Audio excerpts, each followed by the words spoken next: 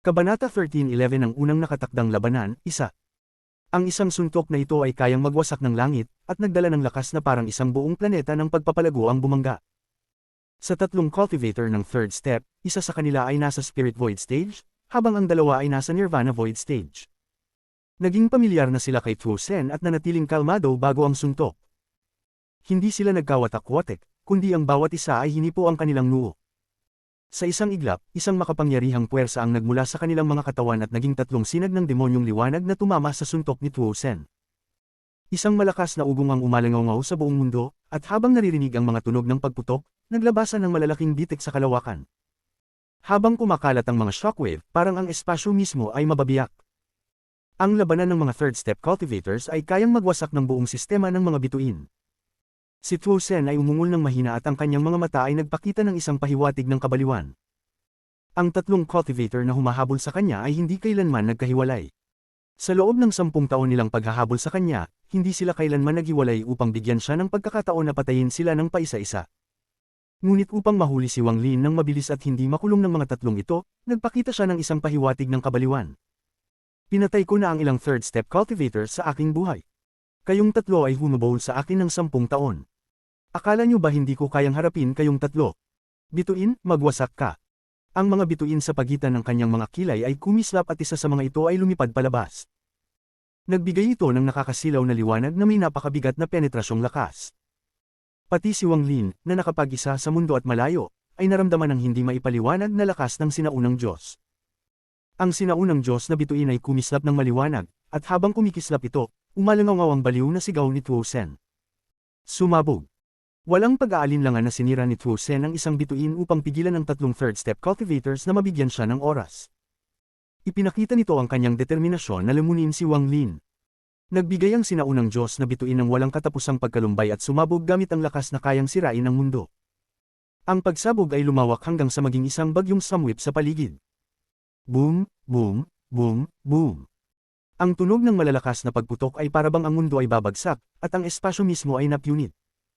Malalaking bitik sa kalawakan ng lumitaw at tinakpan ng 5,000 kilometro, 50,000 kilometro, at 500,000 kilometro na lugar.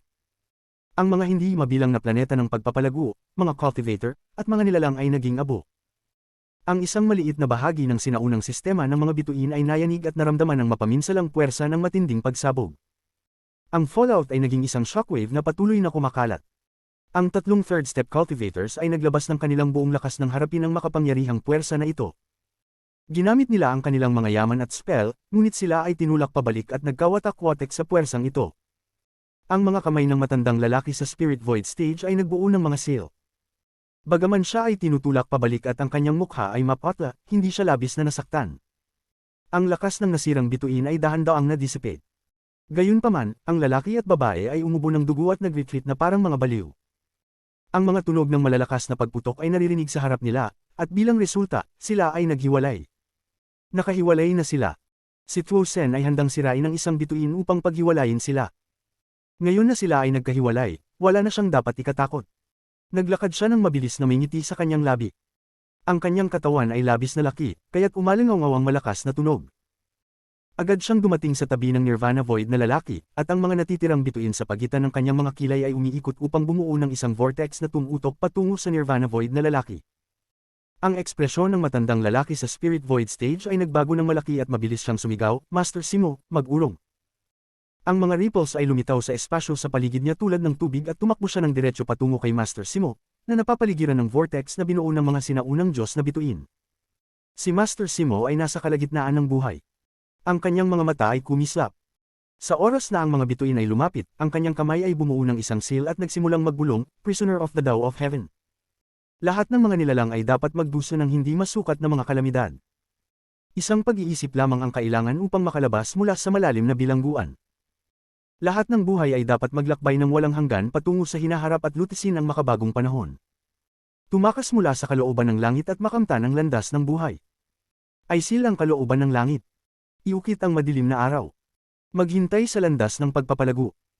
Ang kanyang boses ay kakaiba, at sa sandaling nagsimula siyang magbulong, nagbago ang boses ni Trusen. Ang kanyang kanang kamay ay bumuo ng isang suntok at itinapon ito patungo sa paparating na matandang lalaki sa Spirit Void stage. Hindi inaasahan, pinabayaan ni Trusen ang taong ito at lumipad lampas sa matandang lalaki upang dumating sa tabi ng isa pang third step cultivator. Ang taong ito ay isang babae. Siya ay nasugatan ng nasirang bahagi ni Trusen. Habang siya ay umatras, ang kanyang mga mata ay kumurap nang makita ang pagdating ni Trusen. Nais na niyang gamitin ang isang spell ng Damapo ang suntok ni Trusen. Narinig ang mga tunog ng pagputok at siya ay umubo ng dugo. Sa oras na ito, ang vortex na binuo ng kanyang mga bituin ay pumapalibot sa kanya at hinihila siya pabalik. Siya ay nasil sa loob ng kanyang pangalawang bituin. Ang lahat ng ito ay nangyari sa isang kisap mata. Pagkatapos ay silang babae, si Trusen ay punatin ang espasyo at nawala sa loob. May ilan pang bituin na hindi ko nasira. Maghihintay ako para sa inyong dalawa. Bagamat umalis na si Trusen, ang kanyang madilim na boses ay umalingaw sa mga bituin. Tumingin ang matandang lalaki sa Spirit Void stage kay Master Simo. Isang kakaibang ngiti ang lumitaw sa gilid ng kanilang mga labi, ngunit may isang pahiwatig ng inggit sa kanila. Pagkatapos ay naging dalawang sinag ng liwanag sila at mabilis na umalis. Ang taong hinahabol ni Trusen ay nagbigay din ng aura ng sinaunang Diyos. Isa rin siyang royal na sinaunang Diyos. Natatakot akong sila na lang ang natitirang dalawang sinaunang Diyos. Hindi problema si Trusen, ngunit ang isa pa, hindi siya isang tao na kayang habulin natin. Hindi ko alam kung anong gamit nila para sa isang royal na sinaunang Diyos na kailangan nilang gumugol ng ganitong kabigat na pagsisikap, at magbago pa ng plano sa kalagitnaan. Ang usaping ito ay isang mataas na lihim. May narinig ako tungkol dito, ngunit hindi ko alam kung gaano ito ketotoo. Sinasabi na ang mga royal na sinaunang Diyos ay may divinity upang buksan ang sinaunang langit at payagan. Habang sila ay tumatakbo, parehong nagpadala ng divine sense na mensahe ang dalawa. Ngunit bago matapos magsalita ang matandang lalaki sa Spirit Void stage, nagbago ang kanyang ekspresyon at tumigil sa pagsasalita. Si Master Simo sa tabi ay tinitingnan din ang nakaraan. Isang babae ang dahan daw ang lumitaw sa harapan nilang dalawa. Siya ay nakasuot ng puti at may malabong itsura. Tahimik siyang lumapit ngunit tila kaya niyang dumaan sa walang katapusang distansya. Ang babaeng ito ay nagbigay ng isang ethereal na aura, na parabang hindi siya dapat mag-aerial sa mundong ito at isa siyang mula sa celestial domain. Salamat sa inyong dalawa. Ang boses ng babae ay ethereal, at inilahad niya ang kanyang kanang kamay. Dalawang sinag ng puting liwanag ang lumipad palabas at lumapag sa kanilang mga kamay. Ito ang ipinang akong rank 6 na daw spirit. Pagkatapos niyang magsalita, dumaan siya sa pagitan ng dalawang lalaki at naglakad patungo sa malayo. Habang tinitingnan ng matandang lalaki sa Spirit Void stage ang puting liwanag, kumislap ang kanyang mga mata. Hindi pa rin nagsalita ang dalawa bago sila nawala sa kalawakan. Tila ang babae sa puti na lang ang natirang bagay sa mundo. Isang ilog ng mga bituin ang tila nabuo sa ilalim ng kanyang mga paa habang siya ay patungo sa lugar kung saan hinahabol siya ni Trusen. Nagpatuloy si Wang Lin patungo sa Moon Clan gamit ang spatial bending base sa kanyang alaala ng lokasyon ng Moon Clan. Ang kanyang mukha ay malungkot. Ang pangangilad ng sinaunang Diyos na lakas ay nagbigay sa kanya ng ilang haka-haka. Gayunpaman, hindi ngayon ang tamang panahon upang mag-isip ng marami. Matapos gamitin ang spatial bending ng maraming beses, nakarating siya sa isang bituin na sakop ng nakakasilaw na liwanag ng buwan. Ang liwanag ng buwan ay nagmula sa mga nakapalibot na planeta at kumalat sa kalawakan. Ito ay sobrang maganda, parang isang dream realm. Dito na ang lugar. Isang kilig ang lumitaw sa mga mata ni Wang Lin. Nandito ang Moon Clan. Sa sandaling iyon, isang malakas na sigaw mula sa likuran niya ang narinig. Hindi lumingon si Wang Lin kundi tumakbo ng diretsyo at pinakalat ang kanyang divine sense. Agad niyang natagpuan ang isang lugar na puno ng sinaunang Diyos na aura. Pain para ako. Si Wang Lin ay ngumisi. Kasabay nito, ang tunog ng kalawakan na nap unit ay umalingaw ng malupit sa starfield na puno ng liwanag ng buwan. Isang bitik sa kalawakan ng nap unit at si Trusen ay sumulpot pagod. Napakakakaiba. Ang malupit na tunog na ito ay hindi nakatawag pansin sa Moon Clan. Tahimik na tahimik. Ang boses ni Trusen ay parang kulog habang siya ay humingal, hindi ka makakatakas. Ang kanyang mga mata ay malamig at itinapon niya ang isang suntok kay Wang Lin gamit ang kanyang kanang kamay. Hindi ako tatakas. Si Wang Lin ay dumating sa lugar kung saan nagmumula ang masidhing sinaunang Diyos na aura. Sa isang tingin, nakita niya ang maraming malalaking estatwa ng sinaunang Diyos na nagbigay ng malalakas na sinaunang Diyos na aura. Bigla siyang lumingon at ang kanyang mga mata ay naging malamig. Ang mga tunog ng pagputok ay narinig at ang kanyang katawan ay lumaki sa isang higanting 10,000 paa ang taas. Ang 6 na sinaunang Diyos na bituin ay mabilis na umiikot, at isang makapangyarihang alon ng sinaunang Diyos na aura ang sumabog mula sa kanyang katawan. Ipinagpag niya ang kanyang kanang kamay at isang dugo na liwanag ang kumislap, naging isang higanting espada na libu-libong talampakan ng haba. Itinali niya ang suntok ni Tuo Sen. Tumayo siya sa paligid ng mga estatwa ng sinaunang Diyos at huminga. Ang sinaunang Diyos na aura ay damaloy patungo sa kanyang katawan ng mabilis. Ang lahat ng sinaunang Diyos na aura ay damaloy patungo sa sugat sa kanyang dibdib. Nang idagdag ang sarili niyang sinaunang Diyos na lakas, isang malakas na tunog ang sumabog. Habang ang tunog ng pagputok ay umalingaw, isang malabong anino ng pang-axe ang pinilit lumabas mula sa dibdib ni Wang Lin. Walang lakas ng heaven-splitting axe, ang sugat sa kanyang dibdib ay mabilis na gumaling hanggang sa walang bakas. Kabanata 13:12 Ang unang nakatakdang labanan, 2. Ang suntok ni Tuo Sen matapos sirain ang isang bituin ay sobrang lakas. Bagamat hindi siya makagamit ng maraming sinaunang Diyos na spell dahil sa kakulangan sa kaalaman, ang lakas ng kanyang katawan ay kayang magwasak ng kalangitan. Sa sandaling iyon, ang suntok ay tumama at nakipagsabayan sa lakas ng espada mula sa dugo ni Wang Lin. Ang malalakas na tunog ng kulog ay yumanig sa buong mundo, nagdulot ng isang matinding shockwave na kumalat sa paligid. Kasabay nito, ang aura ng heaven-splitting axe na pinilit ni Wang Lin na ilabas mula sa kanyang dibdib ay itinapon niya patungo kay Tuo Sen. Ang aura ng heaven-splitting axe ay sumabog ng may lakas ng sinaunang Diyos na kayang magpabagsak ng kalangitan at ang kapangyarihan ng paghati sa kalangitan mismo. Ito'y bumangga kay Tuo Sen na suntok. Ang tunog ng pagputok ay narinig. Bagamat malakas si Tuo Sen, ang dugo ng espada ni Wang Lin ay nakasugat sa Ancient Celestial Emperor at may misteryosong pinagmulan. Simula nang makuha ito ni Wang Lin, ito ay naging hindi matitinag. Ang katawan ni Tuo Sen ay hindi makakayang tumapat sa tigas ng espada. Nang ang kamao niya ay sumalubong dito, ang dugo ay sumabog sa paligid, at sabay nito, ang aura ng heaven-splitting axe ay pumasok sa kanyang braso. Isang serye ng mga rumble ang umalingaw habang nagsimula ang isang malupit na pagwasak sa loob ng braso ni Tuo Sen. Ang pagod na si Tuo Sen ay nagpakita ng galit, at ang kanyang katawan ay biglang napigilan at natamba ng kaunti pabalik. Sa sandaling huminto ang katawan niya, ang mga tunog ng pagputok sa loob ng kanyang kanang braso ay naging mas malalakas. Para bang isang mapanirang aura ang tatakas mula sa kanyang kanang braso. Ito ang unang tunay na laban sa pagitan ni Wang Lin at Tuo Sen. Napigilan si Tuo Sen, ngunit isang bahagi ng kanyang suntok ay nakalusot pa rin. Nagbago ito at naging isang bagyong dumaan patungo sa katawan ni Wang Lin na 10,000 talampakan ang taas. Pagdating ng suntok, inilabas ni Wang Lin ang kanyang braso upang harangin ito. Ang lahat ng kanyang ancient god na kapangyarihan ay sumabog at naharang ang suntok. Naramdaman ni Wang Lin na para siyang tinamaan ng isang planetang pang-uring pagsasanay, at siya ay umubo ng dugo. Pumaliksik siya pabalik at nakabangga sa isang ancient god statue. Ang mga bitik ay nagsimulang kumalat mula sa lugar kung saan tumama si Wang Lin sa estatwa. Malalaking dami ng ancient god aura ang lumabas at pumasok sa katawan ni Wang Lin. Agad nitong pinanumbalik ang mga pinsala sa katawan ni Wang Lin. Ngumiti si Wang Lin at tinapik ang estatwa sa likod niya gamit ang kanyang kaliwang kamay. Pumasok siya sa espasyo at tinipon ang kanyang kaliwang kamay upang gawing kamao.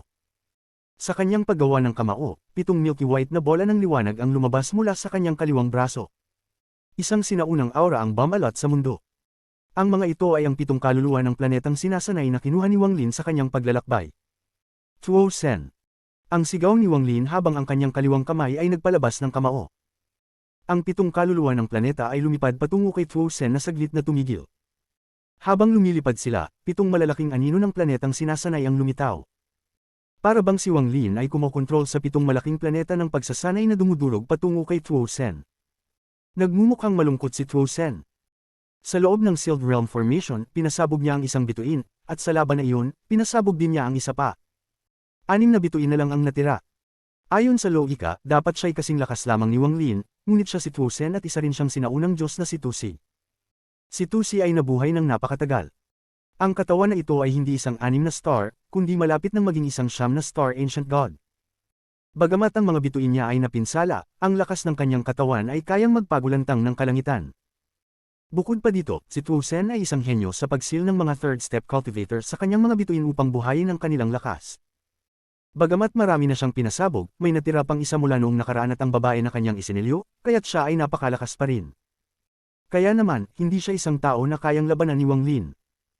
Pagkatapos ng lahat, nakuha ni Wang Lin ang pamana ng kaalaman, samantalang si Tuo Sen ay nakuha ang pamana ng kapangyarihan. Ang katawan ni Tusi ay magpapalakas ng takot sa sinumang makakakita nito. Pag nagsanib tayo, maaabot ko ang rurok na narating ko noong nakaraan. Ikaw, hindi mo kayang labanan ito. Ang sigaw ni Tuo Sen at tumakbo patungo kay Wang Lin. Itinaas niya ang kanyang kamay at tinayra ang kanyang kamao patungo sa 7 kaluluwa ng planetang sinasanay. Pagsamahin tayo upang marating ang rurok ng aking Royal Ancient God Power. Bakit, hindi ka susunod? Sigaw ni Tuo Sen habang ang kanyang kamao ay sumabog sa 7 planetang sinasanay.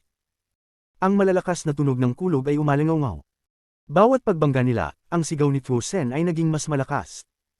Para bang wala nang makakaharang sa kanyang pag-atras. Ang 7 kaluluwa ng planetang sinasanay ay nanginginig ng malakas na para bang malapit ng mag-collapse. Isang malakas na pagsabog, isang kaluluwa ng planeta ang sumabog mula sa kamao ni Tuo Sen. Nagsanib ang isang malakas na shockwave na kumalat sa kalawakan.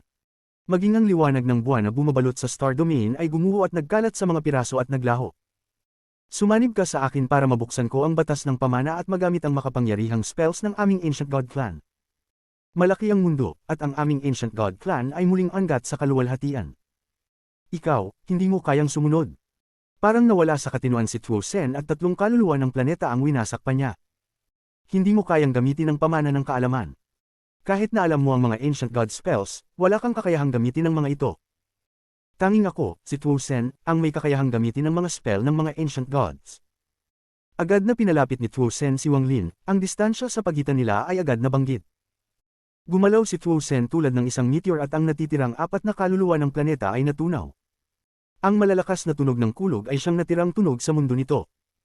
Maging ang sigaw ni Tuo Sen ay nasugpo ng mga tunog na iyon. Bagamat may 6 kang bituin, wala kang pamana ng kapangyarihan o essence ng lakas. Anong karapatan mo upang makipaglaban sa akin? Sa mundong ito, tanging ako lamang, si Tuo Sen, ang tunay na Ancient God, at ako lamang ang karapat-dapat makuha ang lahat ng mga pamana. Ang sigaw ni Tuo Sen habang siya ay dumadaan kay Wang Lin. Sa sandaling magtamas sila, inilabas ni Wang Lin ang kanyang mga kamay at nagbuo ng isang seal, itinutok ang kanyang kaliwang palad sa harap. Ang mga mata ni Wang Lin ay nagpakita ng kakaibang liwanag, at lahat ng kanyang orihinal na enerhiya at Ancient God na kapangyarihan ay pumasok sa kanyang kaliwang palad. Lumitaw ang isang napakalaking palad, at sa isang iglap, nagsimulang magtipon ng lahat ng orihinal na enerhiya sa paligid.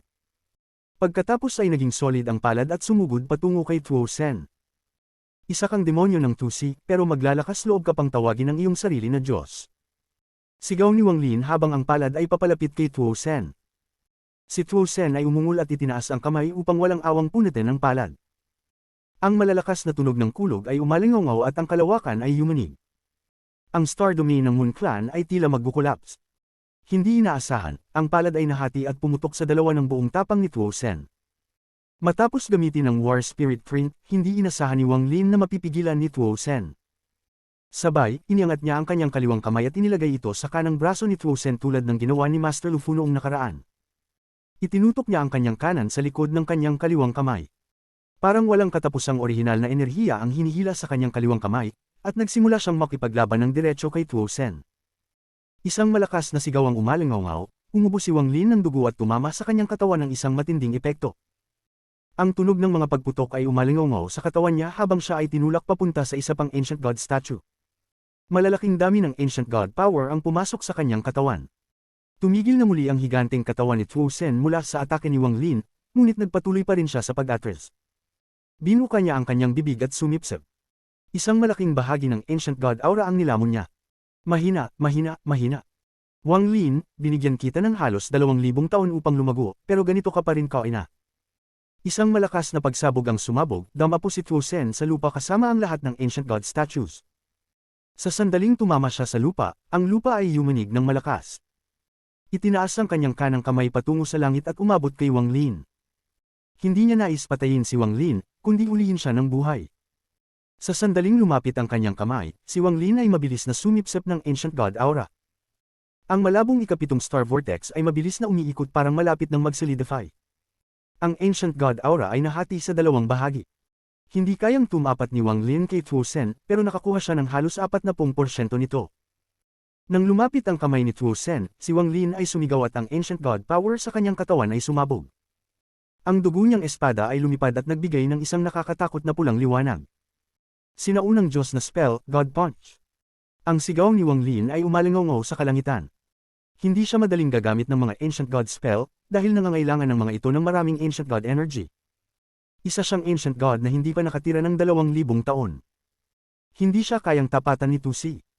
Ngunit matapos manghiram ng matinding Ancient God aura, hindi na nagdalawang isip si Wang Lin na gamitin ang isang Ancient God spell na kayang gamitin ng isang 6-star Ancient God. God Punch. Parehong ginawa ni Wang Lin ang kamao gamit ang kanyang mga kamay, na may dagwang espada sa gitna. Ang katawan ni Wang Lin ay naging isang vortex at sumugod patungo sa kanang kamao ni Tuo Sen. Isang sinaunang Diyos na anino ang lumitaw habang sumasagupa kay Tuo Sen's na kamao. Ang malalakas na tunog ng kulog ay yumanig sa buong mundo. Ang God Punch ay inilabas ang lahat ng Ancient God Power sa isang saglit upang bumuo ng isang suntok na kayang magwasak ng kalangitan. Ang kanang kamao ni Tuo Sen ay nanginginig at siya ay itinulak sa ere. Ang katawan ni Wang Lin ay sumabog ng dugo. Siya ay nabalot ng dugo habang siya ay tinulak pabalik sa lupa. Madestroy ka ng Diyos na ito. Ang kanang kamay ni Tuo Sen ay naninigas at ang kanyang isipan ay nabulabog. Hindi niya inasahan na lalagaw si Wang Lin ng ganito kabilis. Hindi na niya ginamit ang kanyang kamay, ngunit ang 6 na bituin sa pagitan ng kanyang mga kilay ay lumabas at pinalibutan si Wang Lin. Papasok na siya upang lamunin si Wang Lin, tulad ng ginawa niyang paglamon sa mga third step cultivators. Sa sandaling ito ng panganib, ang mga mata ni Wang Lin ay nagbigay ng kakaibang liwanag. Hinihintay niya ang sandaling ito. Tuo Sen, iniisip mo ba na si Tusi ay talagang namatay? Ano? Nang magsalita si Wang Lin, maging ang ekspresyon ng isang malakas na tao tulad ni Tuo Sen ay nagbago ng malaki. Isang malaking pagbabago ang nangyari. Kabanata 13:13 ng unang nakatakdang labanan, 3. Akala mo ba talaga ay patay na si Tusi? Ang mga salitang ito ay parang kidlat na dumaan sa kalangitan. Pumasok ito sa isipan ni Tuo Sen at tumama sa kanyang mahina na bahagi. Si Tuo Sen ay labis na mayabang. Hindi siya natatakot sa langit. Gayunpaman, kung may isang tao siyang kinakatakutan, ito ay si Tusi. Siya ay ipinanganak mula sa isang demonyo sa puso ni Tusi at palaging may hindi maipaliwanag na takot kay Tusi. Bagamat kinokontrol niya ang katawan ni Tusi sa loob ng maraming taon, may isang hindi kapanipaniwala siyang haka-haka. Patay ba si Tusi o hindi? Hindi siya sigurado, at hindi siya maglakas loob mag-isip tungkol dito, kahit na lahat ng palatandaan ay nagmumungkahi na si Tusi ay patay na dahil sa Flowing Ink Transformation Divine Technique. Kung nais mong lamunin ako, subukan mo. Kapag ako, si Wang Lin, ay namatay, yun din ang oras na Magi gising si Tusi. At doon, ikaw rin ay mawawasak. Ang tinig ni Wang Lin ay umalingongaw sa buong kalawakan. Ang isipan ni Tuo Sen ay kumalma at ang 6 na bituin ay tumigil sa pag-ikot. Isang bihirang senyales ng pag-aalinlangan at pagkabiglaang lumitaw sa kanyang mga mata. Habang ang kanyang isipan ay naguguluhan at ang hindi dapat na pag-aalinlangan ay lumitaw, isang nakakagulat na pagbabago ang nangyari sa dumi ng Moon Clan. Ang mga ungol na tunog ay nagmula sa gumuho na moonlight at isang malakas na aura ang dumating mula sa lahat ng direksyon tulad ng isang bagyong. Ang tunog na ito ay umabot sa buong dumi ng Moon Clan. God Silang Formation, buksan. Isang sinaunang tinig na puno ng kabaliwan, kasiyahan, at nakatagong takot ang umalingaw sa buong star domain. Habang ang tinig niya ay umalingaw, mga anino ang lumitaw sa tahimik na dumi ng Moon Clan. May mga kalalakihan at kababaihan, at lahat sila ay may tatak ng crescent moon sa kanilang noo. Sobrang dami nila, hindi bababa sa 100,000, at ngayon ay puno ang paligid. Ang bawat isa sa kanila ay nasa mga lokasyon na paulit-ulit na binilang upang bumuo ng God Silang Formation na ito. Ang God Silang Formation ay ginagamit upang iselyo ang mga Diyos. Mga sinaunang Diyos. Bukod sa mga maraming cultivator, lahat ng mga cultivation planets ay inilagay ayon sa malaking formation na ito. Nang ang matandang tao ay umungal, ang buong mundo ay biglang nagbago. Wala na ang kalawakan. Pinalitan nito ng moonlight. Ang mundo ay nawala at pinalitan ng walang katapusang moonlight. Isang malaking crescent moon ang lumitaw sa langit. Ang walang katapusang moonlight ay lumabas mula rito at bumalot sa lahat. May isang matandang lalaki ng Moon Clan na nakaupo sa bawat isa sa mga daan-daang cultivation planet sa star domain. Bawat isa sa kanila ay nag-activate ng kanilang buong lakas upang ang moonlight ay umabot sa pinakamataas na antas. Para sa Moon Clan, ang mga patay na sinaunang Diyos ay hindi kayang tapatan ng mga buhay na sinaunang Diyos, at lalo na ang isang Royal Ancient God. Ang ganitong alindog ay nakakagulat sa kanila. Kung maaari nilang iselyo ang isang buhay na Royal Ancient God upang maging kanilang alipin, sapat na ang pag-iisip pa lamang nito upang mapakilos ang kaluluwa ng bawat miyembro ng Moon Clan at maglabas ng isang sigaw. Kapag nagtagumpay sila, muli nilang tataas ang kanilang kapangyarihan. Upang hintayin ang araw na ito, naghanda ang Moon Clan ng mga walang katapusang taon upang balang araw, maaari nilang iselyo ang isang buhay na sinaunang Diyos.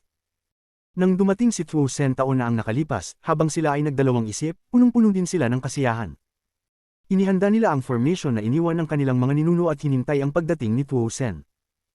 Sa simula, ayon sa kanilang pangunawa, bilang isang sinaunang Diyos, tiyak na hahanapin ni Tuosen ang Moon Clan.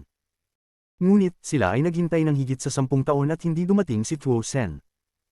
Habang patuloy na naghintay ang Moon Clan, sa wakas ay dumating si Tuosen dahil sa pang-akit na ginawa ni Wang Lin. Ang ikinagalak ng buong Moon Clan ay hindi lamang isang Royal Ancient God ang nandoon, kundi dalawa. Na-activate ang formation at ang mundo ay nabalot ng moonlight. Ang mundong ito ng moonlight ay isang espasyo na nilikha ng ninuno ng Moon Clan upang iselyo ang mga sinaunang Diyos. Kapag nahulog sa loob, mahirap nang makalabas. Habang patuloy na naguguluhan si Tuosen kay Wang Lin, biglang lumitaw at na-activate ang formation ng Moon Clan. Ang moonlight ay bumalot sa buong mundo, at ito ay nagpagalit kay Tuosen. Ang kanyang 6 na bituin ay hindi inabuso si Wang Lin. Bumalik ito sa kanya, at pagkatapos ay ang kanyang kanang braso ay tumama sa kanyang paligid. Ang mga malalakas na tunog ay umalangaw-ngaw. Ang moonlight ay kumilos tulad ng seda at hindi gumuho, kundi kumarba. Ang walang katapusang moonlight ay nagsimulang balutin si Tuosen at Wang Lin. Mabilis ito, at sa isang kisap mata, parang isang sapin ng seda ang nakabalot sa kanila. Ang mga mata ni Tuosen ay kumislap ng maliwanag at siya ay umungol patungo sa langit. Ang sigaw ng sinaunang Diyos ay kumalat ng mabilis sa mundong ito ng moonlight na parang guguho ang mundong ito. Ngunit habang siya ay umuungal, ang moonlight ay kumarba upang bumuo ng higit pang mga seda na nagsimulang magtali sa kanya. Ang gentle moonslaughter, patayin ang katawan ng sinaunang Diyos. Ang sinaunang tinig ay umalangaw-ngaw, at sa isang iglap, dumami ang mga seda. Naging matalim ang mga linya at nagsimulang mag-atake. Ang mga linya ng seda ay matibay, at habang si Tuosen ay nagtatangka, kahit maraming sumabog, mas marami pa ang nabuo. Pag-anyaya ng yaman ng Moon Clan, God Extinguishing Fan. Ang sinaunang tinig ay umalangaw-ngaw. Ang moonlight sa mundong ito ay nagsimulang magtipon upang bumuo ng isang libong talampakang fan. Nang lumitaw ito, hindi ito nagdalawang isip na hinampas. Ang mga malalakas na tunog ay umalangaw-ngaw at isang mabagsik na bagyo na may kasamang walang katapusang moonlight ay tumama kay Tuosen. Si Tuosen ay umungol at pinutol ang isang malaking bahagi ng seda at itinulak ang isang kamao patungo sa paparating na bagyo. Si Wang Lin ay napapalibutan din ng walang katapusang seda. Ang Blood Sword ay bumuo ng isang vortex sa paligid niya, pinutol ang lahat ng seda. Ngunit ang mga seda dito ay walang katapusan, at imposibleng putulin ang lahat. Sa sandaling ito, hinampis ng God Extinguishing Fan at ang bagyo ay tumama rin sa kanya. Nang ang umaatungal na hangin ay humapil kay Wang Lin, siya ay umatras. Habang siya ay umaatras, ang moonlight mula sa bagyo ay tumama tulad ng mga espada at tumagos sa kanyang katawan. Kung mga karaniwang moonlight swords lang, maaari itong baliwalain ni Wang Lin, ngunit ang moonlight na ito ay naglalaman ng parehong aura tulad ng heaven-splitting axe. Labis itong nakakasama sa mga sinaunang Diyos. Si Tuosen ay nandoon din sa parehong sitwasyon. Habang siya ay umuungal, ang kanyang kamao ay tumama sa bagyo. Ang bagyo ay gumuho sa maraming mga espada na tumagos sa kanyang katawan at nag-iwan ng maraming mga marka ng dugo. Maglakas loob kayong mga alipin, maglakas loob kayong saktan ng Diyos na ito. Ngayon ay mamatay kayo. Si Tuosen ay labis na galit. Nang nakipaglaban siya kay Wang Lin, tinuturing niyang isang miyembro ng kanyang angkan si Wang Lin. Ngunit ang mga dating alipin na ito ay tulad ng mga langaw sa kanya. At ang mga langaw na ito ay naglakas loob pang saktan siya, kaya paano siya hindi magagalit? Habang galit na galit, tila nagiging baliw si Tuosen at nagpapalaya ng malawak na pagkawasak sa mundong ito ng moonlight. Ngunit habang siya ay gumagawa ng higit pang pagkasira, lalong dumarami ang mga seda. Sa isang kisap mata, ang mundo ay naging malabo at nabalutan ng seda. Mahigit 10,000 na mga miyembro ng Moon Clan mula sa 100,000 na miyembro ng Moon Clan ang umubo ng dugo at ang kanilang mga katawan ay sumabog dahil hindi nila kayang tiisin ang rebound mula sa formation. Sila ay agad na namatay, ngunit ang mga crescent moon mark sa kanilang mga noo ay lumipad at damapo sa formation. Sa isang iglap, ang higit sa 10,000 patay na miyembro ng Moon Clan ay lumitaw bilang mga kaluluwa sa mundong ito ng moonlight. Gamitin ang dugo ng aking angkan upang buhayin ang espiritu ng Diyos. Gamitin ang mga kaluluwa ng aking angkan upang gumuho ang espiritu ng Diyos. Ang sinaunang tinig ay puno ng kabaliwan. Ang 10,000 kaluluwa ay nagsimulang lumaki at bumuo ng mga buwan. Ang moonlight sa mundo ay umabot sa pinakamataas na antas. Ang mga 10,000 buwan ay umungol, at higit sa kalahati ay lumipad patungo kay Tuosen, habang ang natitirang mga buwan ay tumama kay Wang Lin. Pag-anyaya ng yaman ng Moon Clan, Blood Moon Wings. Blood Sacrifice. Ang sinaunang tinig ay muling umalangaw-ngaw. Sa pagkakataong ito, maraming mga miyembro ng Moon Clan ang lumitaw sa mundong moonlight. Sila ay may mga mabagsik na hayop sa kanilang mga kamay, at lahat sila ay nag-iisa at umaatungal. Habang ang sinaunang tinig ay umalangaw-ngaw, ipinakita ng mga miyembrong ito ng Moon Clan ang malupit na mga ekspresyon at pinatay ang mga mabagsik na hayop. Ang mga malalaking halaga ng dugo at laman ay sumabog, ngunit agad na inabsorb ito ng formation. Ang mga libu-libong cultivators na ito ay ang unang alon. Pagkatapos nila, ilang higit pang mga alon ng cultivators ang lumitaw at nag-alay ng mga mabagsik na hayop. Pati ang mundong Moonlight ay napuno ng dugo. Habang patuloy na kumukumpol ang liwanag ng dugo, dalawang mga pakpak na kulay dugo ang lumitaw at tinamaan sina Wang Lin at Tuo Sen. Pag-anyaya ng yaman ng Moon Clan, Ancient God's Nine Bones. Ang sinaunang tinig ay malinaw ngayon. Isang lalaki na nakasuot ng itim ang lumitaw sa kalawakan sa labas ng formation. Ang kanyang ekspresyon ay puno ng nakakabaliw na kasakiman. Matapos magsalita ang matandang lalaki, isang malaking bitik ng kalawakan ang lumitaw sa harap niya at siyam na malaking sinaunang mga ulo ng Diyos ang lumipad. Ang mga ulo na ito ay naglalabas ng masaganang aura ng sinaunang Diyos at pinalilibutan ng crescent moon ng mga tatak na balot ng moonlight. Pagkatapos nilang lumitaw, pumasok sila sa formation at tumama kay Wang Lin at Tuo Sen. Pag-anyaya ng yaman ng Moon Clan, God Decaying Liquid. Ang mga puting buhok ng matandang lalaki ay gumalaw ng kakaibang paraan. Nang sinabi niya ang mga salitang ito, kinagat niya ang dulo ng kanyang dila at bumuga ng itim na dugo. Ang mga cultivator ng Moon Clan sa daan-daang cultivation planets na bumuo ng formation ay kinagat ang mga dulo ng kanilang dila at bumuga ng itim na dugo na may malakas na amoy. Ang dugong ito ay tila may katalinuhan at nagtipon-tipon, bumuo ng isang dagat ng dugo na may malakas na amoy. Pagkatapos ay tumagos ito sa formation. Kabanata 1340 ng unang nakatakdang labanan, 4. Dakilang spell ng pagpatay sa Diyos ng buwan, pakpak ng dugo ng buwan, siyam na buto ng sinaunang Diyos, likido ng pagkabulok ng Diyos. Bawat isa sa mga kayamanang ito ay lubhang makapangyarihan. Inihanda ang mga ito ng puok buwan sa loob ng napakaraming taon upang buhayin ang isang sinaunang Diyos. Kailangan ding sabihin na bukod sa mga sinaunang Diyos, demonyo, at mga halimaw, ang mga puok buwan ang may pinakamaraming kaalaman tungkol sa mga sinaunang Diyos. Ang puok buwan ay nakapag-isip ng walang katapusang mga pamamaraan upang labanan ang mga sinaunang Diyos. Ang mga sigaw ni Tuo Sen ay umalingaw sa loob ng mundo ng liwanag ng buwan. Hinarap niya ang napakaraming mga kalahating buwan, itinaas niya ang kanyang mga kamay at umalingaw ang mga malalakas na tunog ng kulog habang ang lahat ng kalahating buwan na lumapit sa kanya ay gumuho. Ang pakpak ng dugo ng buwan ay lumapit din at pinasabog ni Tuo Sen sa isang suntok. Ngunit ang pakpak ng dugo ng buwan ay naging napakaraming balahibo na tumusok sa katawan ni Tuo Sen. Ang mas malakas pa ay ang mga buto ng sinaunang Diyos.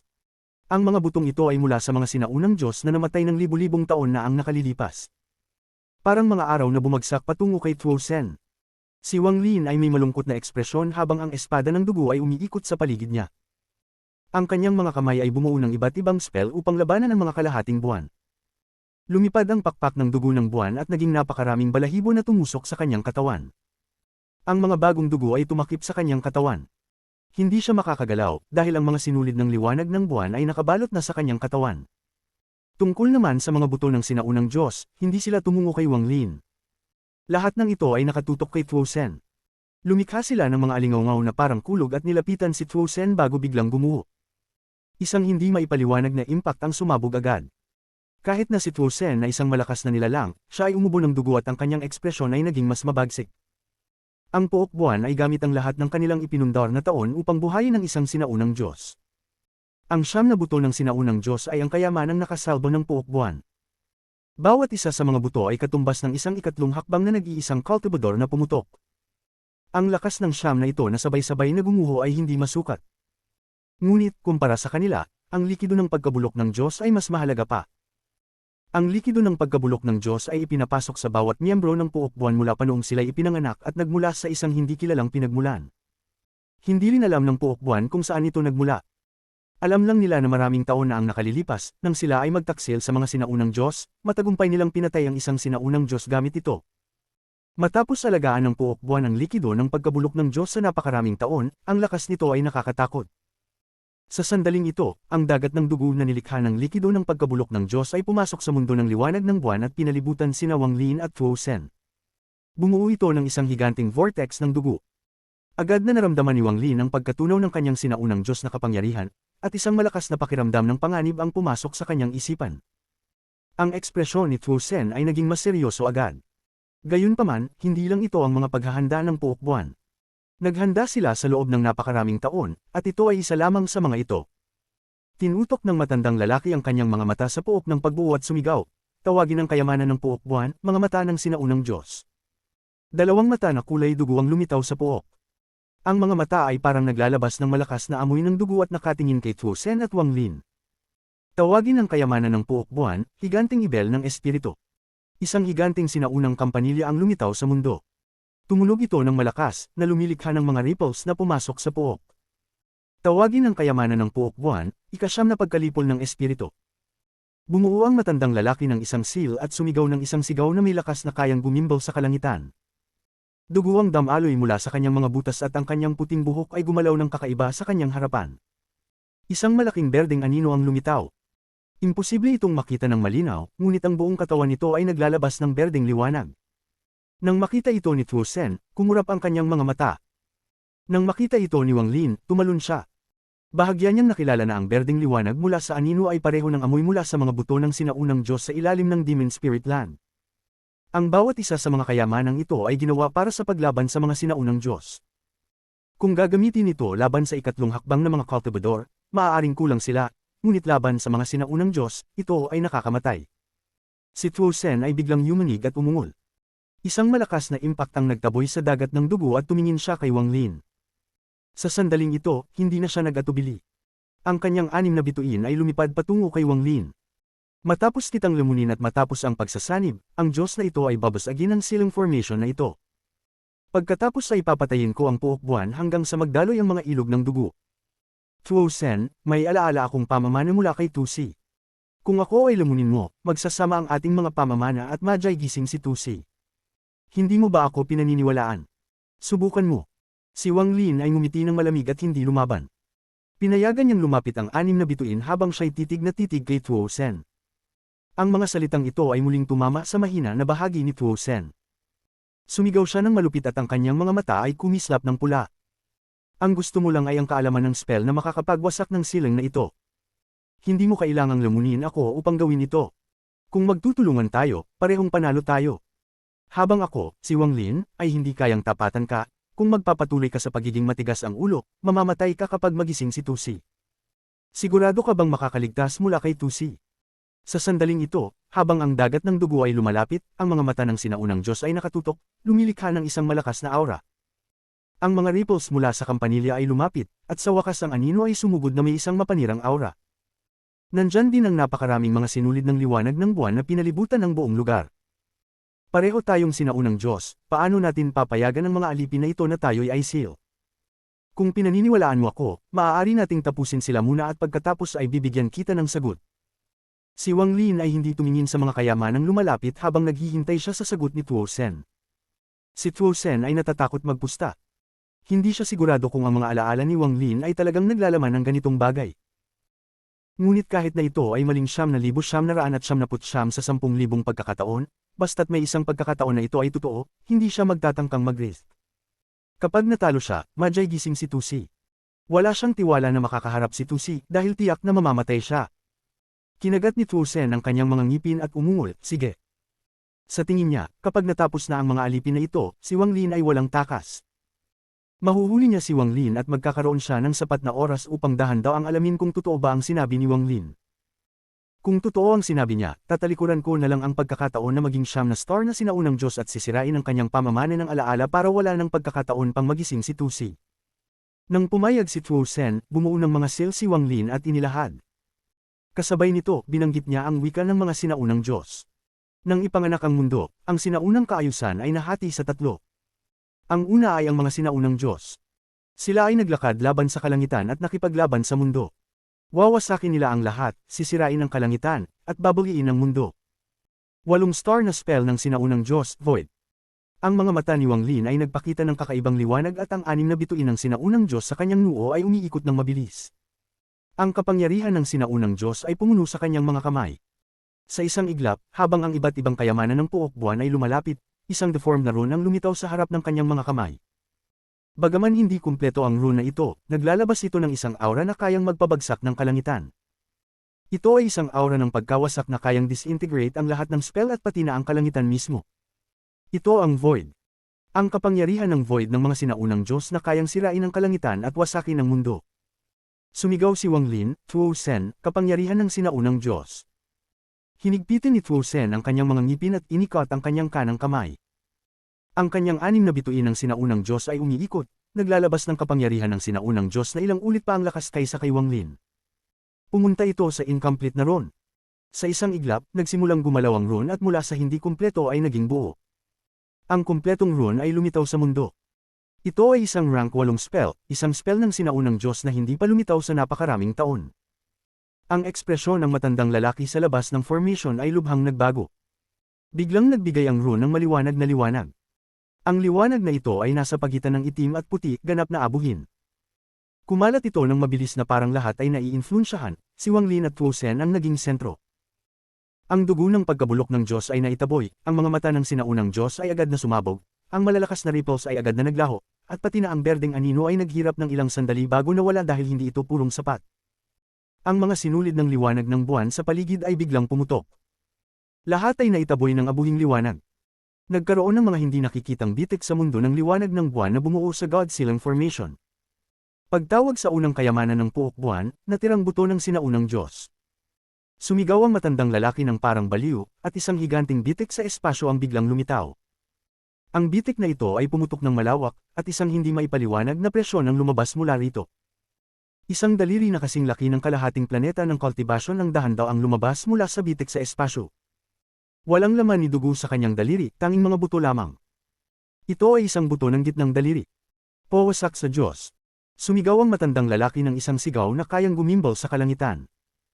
Kasabay nito, ang 100,000 na mga cultivador ng puok buwan na nakapalibot ay sabay-sabay na naglabas ng parehong sigaw. Pawasak sa Diyos. Nang magtaksil ang puok buwan sa mga sinaunang Diyos, pinatay nila ang mga Diyos ng hindi mabilang na mga taon na ang nakalilipas. Ngayon ay nais pa rin nilang sirain ang mga Diyos, ang mga Diyos na tumulong sa kanila noong mga nakaraang taon. Ang sigaw ng 100,000 tao ay parang kalupitan sa lupa. Kumalat ito bilang isang malakas na sound wave. Ito ay, ang daliri ng isang siyam na star na sinaunang Diyos. Sa sandaling ito, ang ekspresyon ni Tuo Sen ay lubhang nagbago. Sa sandaling lumitaw ang sinaunang sirang buto ng daliri, gumuho ang God-Silang Formation at tumama ito sa sirang buto ng daliri. Ang mga malalakas na tunog ng kulog ay umalingaw-ngaw. Umubo ng dugo si Tuo Sen at siya ay itinapon sa malayo. Ang mga tunog ng papong ay narinig mula sa katawan ni Wang Lin habang ang lahat ng mga buto sa kanyang katawan ay nabali. Itinapon sila sa dalawang magkaibang direksyon. Ang higanting buto ng daliri ay hindi nasira kahit na nangdama po ito. Sa sandaling itinapon sila, hindi nag-atubili si Wang Lin na gamitin ang devouring spell. Ang itim na usok ay pinalibutan ang kanyang katawan. Gamit ang malakas na impact, tumakbo siya papasok sa formation ng mga tao, at kumalat ang itim na usok. Ang mga malulungkot na sigaw ay umalingaw habang nagsimula siyang sumipsip ng mabilis. Sa bawat lugar na kanyang dinaanan, ang mga miyembro ng puok buwan ay natutuyo at naging mga kalansay at bumagsak. Kahit malayo pa, si Tuo Sen ay sumigaw at nagsimulang magsagawan ng kanyang counterattack. Kabanata 13:15 ng unang nakatakdang labanan, 5. Pagkalabas ni Wang Lin mula sa formation, alam niyang hindi siya pababayaan ni Tuo Sen. Sa oras na ito, siya ay malubhang nasugatan, ngunit kinagat niya ang kanyang mga ngipin at nagsimulang sumipsip ng lahat ng lakas. Hindi lahat ng miyembro ng puok buwan ay malakas. Karamihan sa 100,000 tao ay hindi nakayanin kahit isang hampas. Sumigaw si Wang Lin habang gumagalaw at sumisipsip ng mga tao. Ang kanyang mga sugat ay gumaling ng mabilis. Ang lahat ng mga buto sa kanyang katawan ay nag-ayos at ang mga sugat ay mabilis na gumaling. Ang buong bituin ng puok buwan ay naging gulo. Ang mga matatandang nakaupo sa mga planeta ng cultivation ay umubo ng dugo ng gumuho ang God-Silang Formation, ngunit lahat sila ay naging alerto. Ang kanilang mga mata ay nagsimulang kumislap ng pula, pagkatapos ang ilan ay tumungo patungo sa itim na usok na nilikha ni Wang Lin, habang ang iba naman ay tumungo kay Tuo Sen na pinangunahan ng matandang lalaki na may puting buhok. Sumigaw ang matandang lalaki na may puting buhok at inikat ang kanyang kanang kamay. Nagsimula siyang lumaki at ang tatak ng buwan sa pagitan ng kanyang mga kilay ay umiikot. Ang kanyang katawan ay umabot ng libu-libong talampakan, halos kasing laki ng isang sinaunang Diyos. Ito ay isang spell na nilikha ng kanilang puok buwan pagkatapos ng maraming taon ng pananaliksik upang maging sinaunang Diyos sila mismo. Dahil nakapag-absorb sila ng kapangyarihan ng sinaunang Diyos, maaari nilang gayahin ang isang sinaunang Diyos sa isang tiyak na antas. Hindi siya ang nag-iisang tao na naging isang higanti na may libu-libong talampakan, may 9 na tao sa kabuuan. Kapag ang mga 9 na ito ay naging mga higanti, nakuha nila ang nakakatakot na lakas, at ang malalakas na tunog ng kulog ay umalingaw habang nakipaglaban sila kay Tuo Sen. Gayunpaman, hindi sila tumapat kay Tuo Sen. Nang sumigaw si Tuo Sen, lahat sila ay naitaboy. Nang ang mga matatandang lalaki ay lumapit kay Wang Lin, siya ay nagsanib sa mundo at nawala. Pagkatapos ay muling lumitaw siya sa ibang lugar at nagsimulang sumipsip ng mabilis. Ang mga malulungkot na sigaw ay umalangaw sa buong kalawakan, at sa isang iglap, higit sa 30,000 miyembro ng Puok Buwan ang sinipsip ni Wang Lin. Agad na gumaling ang karamihan ng kanyang mga sugat. Ngayong pagkakataon, hindi na naghantay si Wang Lin na umatake ang mga matatandang lalaki ng Puok Buwan, siya na mismo ang umatake sa kanila. Sumigaw si Tuo Sen. Wasakin mo ako. Sa isang malakas na tunog, ang isa sa mga matatandang lalaki na ginaya ang sinaunang Diyos ay pumutok mula sa isang suntok ni Tuo Sen. Ngunit bago pa man maglaho ang kanyang katawan, ang itim na usok ay agad na pumulibot sa matandang lalaki. Si Wang Lin ay matagal nang nakatutok sa laban dito. Pinalibutan niya ang matandang lalaki bago ito mamatay at nagsimulang sumipsip. Ang buong Puok Buwan ay isang gulo. Agad na umatras ang mga tao ng Puok Buwan, ang kanilang mga mukha ay puno ng pagkabigla at takot. Ito ang unang pagkakataon na nakakita sila ng isang buhay na sinaunang Diyos, at ang unang pagkakataon na nakita nila kung gaano kalakas ang isang sinaunang Diyos. Bagaman ito ang unang pagkakataon na nagsanib puwersa si Tuo Sen at Wang Lin, magkaintindihan sila ng mabuti. Ngunit lahat ito ay nagbago nang magbago ang mga mata ni Tuo Sen at iniabot ang kanyang kanang kamay kay Wang Lin matapos niyang pasabugan ang matandang lalaki. Hindi ko alintana kung ang sinabi mo ay totoo o kasinungalingan. Hindi ka makakatakas ngayon. Handa na si Wang Lin. Nang iniabot ni Tuo Sen ang kanyang kanang kamay, nagpakita siya ng isang ngisi. Habang umatras, ginawa niya ang isang seal gamit ang kanyang mga kamay habang ang mga ugat sa kanyang mukha ay namaga, at sumigaw siya kay Tuo Sen. Ancient God Spell, Mysterious God Star. Habang nagsasalita siya, itinuro niya ang kanyang kamay sa pagitan ng kanyang mga kilay. Ang 6 na bituin sa pagitan ng kanyang mga kilay ay nagsimulang umikot at lumipad palabas. Nagtulungan ang mga ito upang bumuo ng isang higanting vortex. Ang eksenang ito ay nakakagulat na pamilyar kay Tuo Sen habang siya ay sumisipsip ng mga cultivador gamit ang kanyang mga bituin. Sa simula, hindi kayang gamitin ni Wang Lin ang mga ancient god spells tulad nito. Wala siyang kapangyarihan ng sinaunang Diyos upang suportahan ito, ngunit isinagawa na niya ang lahat ng ito. Nang gamitin niya ang void spell, itinabi niya ang kalahating kapangyarihan ng sinaunang Diyos na ibinuhos ni Tuo Sen. Isang kalahati ay ginamit upang gawing sugat si Tuo Sen ng sinaunang Diyos na daliri, at ang pangalawa ay ginagamit ngayon. Sa sandaling ito, ang vortex na ito ay lumitaw at nagbigay ng isang malakas na aura ng sinaunang Diyos. Lahat ng kapangyarihan ng sinaunang Diyos ni Wang Lin, pati na ang parte ng kapangyarihan na itinabi mula sa nakaraang spell, ay ginamit para sa spell na ito. Ang suntok ni Tuo Sen ay agad na sumalubong sa vortex na ito. Si Wang Lin ay umubo ng dugo at agad na umatras. Initaas niya ang kanyang kanang kamay at walang awa niyang binigti ang dugo gamit ang blood sword. Hindi rin maginhawa kay Tuo Sen. Siya ay patuloy na nasugatan, at hindi niya inaasahan na gagamitin ni Wang Lin ang isang ancient god spell. Nararamdaman niya ang isang walang katapusang puwersa ng pagsusumula sa vortex. Isang bahagi ng kanyang kapangyarihan ng sinaunang Diyos sa loob ng kanyang suntok ay hinihigop at ginamit laban sa kanyang suntok. Ang kanyang kanang braso ay naging manhid at tumigil saglit. Sa sandaling ito, ang blood sword ni Wang Lin ay tumama sa kanyang kanang palad. Ang espada ay dumaan at ang hintuturo ni Tuo Sen ay naputol. Simula nang magsimula silang maglaban, ito na ang pinakamalaking sugat na ibinigay ni Wang Lin kay Tuo Sen. Ang mga mata ni Tuo Sen ay puno ng matinding galit. Sa sandaling ito, hindi na niya inisip ang pagsipsip. Ang nais lamang niyang gawin ay pumatay, pumatay, pumatay. Patayin ang kapwa kasapi. Ngunit, nang magsimula ng maglaban sina Wang Lin at Tuo Sen, agad na umatras ang mga matatandang nasugatan ni Tuo Sen. Ang taong may pinakamataas na katayuan ay ang matandang lalaki na may puting buhok. Siya ay may mabagsik na ekspresyon, at dumadaloy ang dugo sa gilid ng kanyang bibig. Nakita niya na si Wang Lin ay hindi kayang tapat kay Tuo Sen. Kapag na lamang may nagwagi sa pagitan ng dalawang sinaunang Diyos, tiyak na ang Puok Buwan ay papatayin. Kaya't hindi siya nag-atubiling tumulong kay Wang Lin. Ito rin ang pagkakataon ng kanilang Puok Buwan. Mga kapwa kasapi, wasakin ang inyong mga buwan na espiritu at ailay ito bilang sakripisyo para sa Puok Buwan. Ang katawan ng matandang lalaki ay agad na nagsimulang lumaki habang walang awa niyang itinuturo at sumigaw sa isang mahina na boses, pagtawag sa kayamanang Puok Buwan muli, na tirang buto ng sinaunang Diyos. Sa sandaling umabot ang kanyang mga salita, ang liwanag ng buwan sa paligid ng kanyang katawan ay naging mabagsik. Ang sinaunang Diyos na daliri na itinusok ng malalim sa lupa ay biglang tumaas sa hangin at tumarget kay Tuo Sen. Lapit na ang sinaunang Diyos na daliri. Si Tuo Sen ay inaatake mula sa lahat ng direksyon at nakaharap sa maraming tao.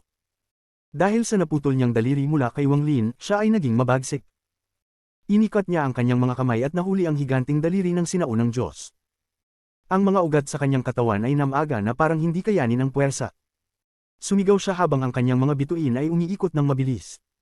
Isa sa mga bituin ay naglalaman ng isang ikatlong hakbang na cultivador, at hindi siya nagatubiling pasabugan ang cultivador na iyon. Ang isang malakas na puwersa ay umapaw kay Tuo Sen, at pinabagal ang daliri.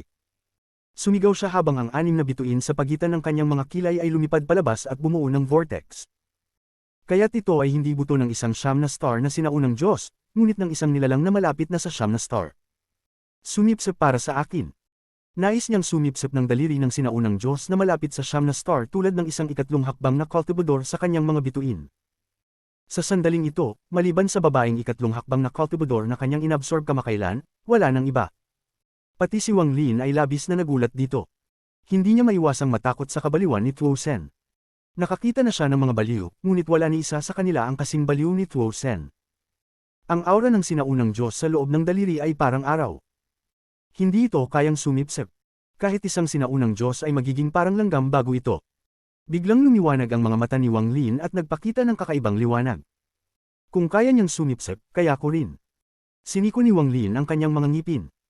Hindi siya papayag na mawala ang pagkakataong ito, lalo na't si Tuo Sen ay sumisipsip ng sinaunang Diyos na daliri, kaya't ito ay isang pagkakataon na hindi mawawala. May malakas na determinasyon si Wang Lin. Pagkadesidido, hindi siya nag-atubiling magpatuloy. Hindi siya umatras at sa halip ay tumuloy pasulong. Nilapitan niya ang sinaunang Diyos na daliri at walang awa niyang pinutol ito gamit ang blood sword. Isang malakas na tunog ng pagputok at isang bitik ang nilikha ng blood sword. Habang sumisipsip si Tuo Sen, ito ay nahati. Ang kalas ng blood sword ay nakakagimbal. Biglang gumuho ang daliri at isang malakas na shockwave ang kumalat. Ang karamihan sa puwersa ng ito ay tumungo kay Tuo Sen, dahilan upang siya ay magsigaw. Nang matama siya ng impact sa katawan, umubos siya ng maraming dugo. Ang kanyang katawan ay mabilis na umatras at naglaho sa isang iglap. Ang puwersa ay nagtulak ng kalahating daliri papunta sa kanyang star vortex, at ito ay naiselyo sa isang bituin. Gayunpaman, sobrang nasugatan si Tuo Sen, kaya patuloy siyang umuubo ng dugo.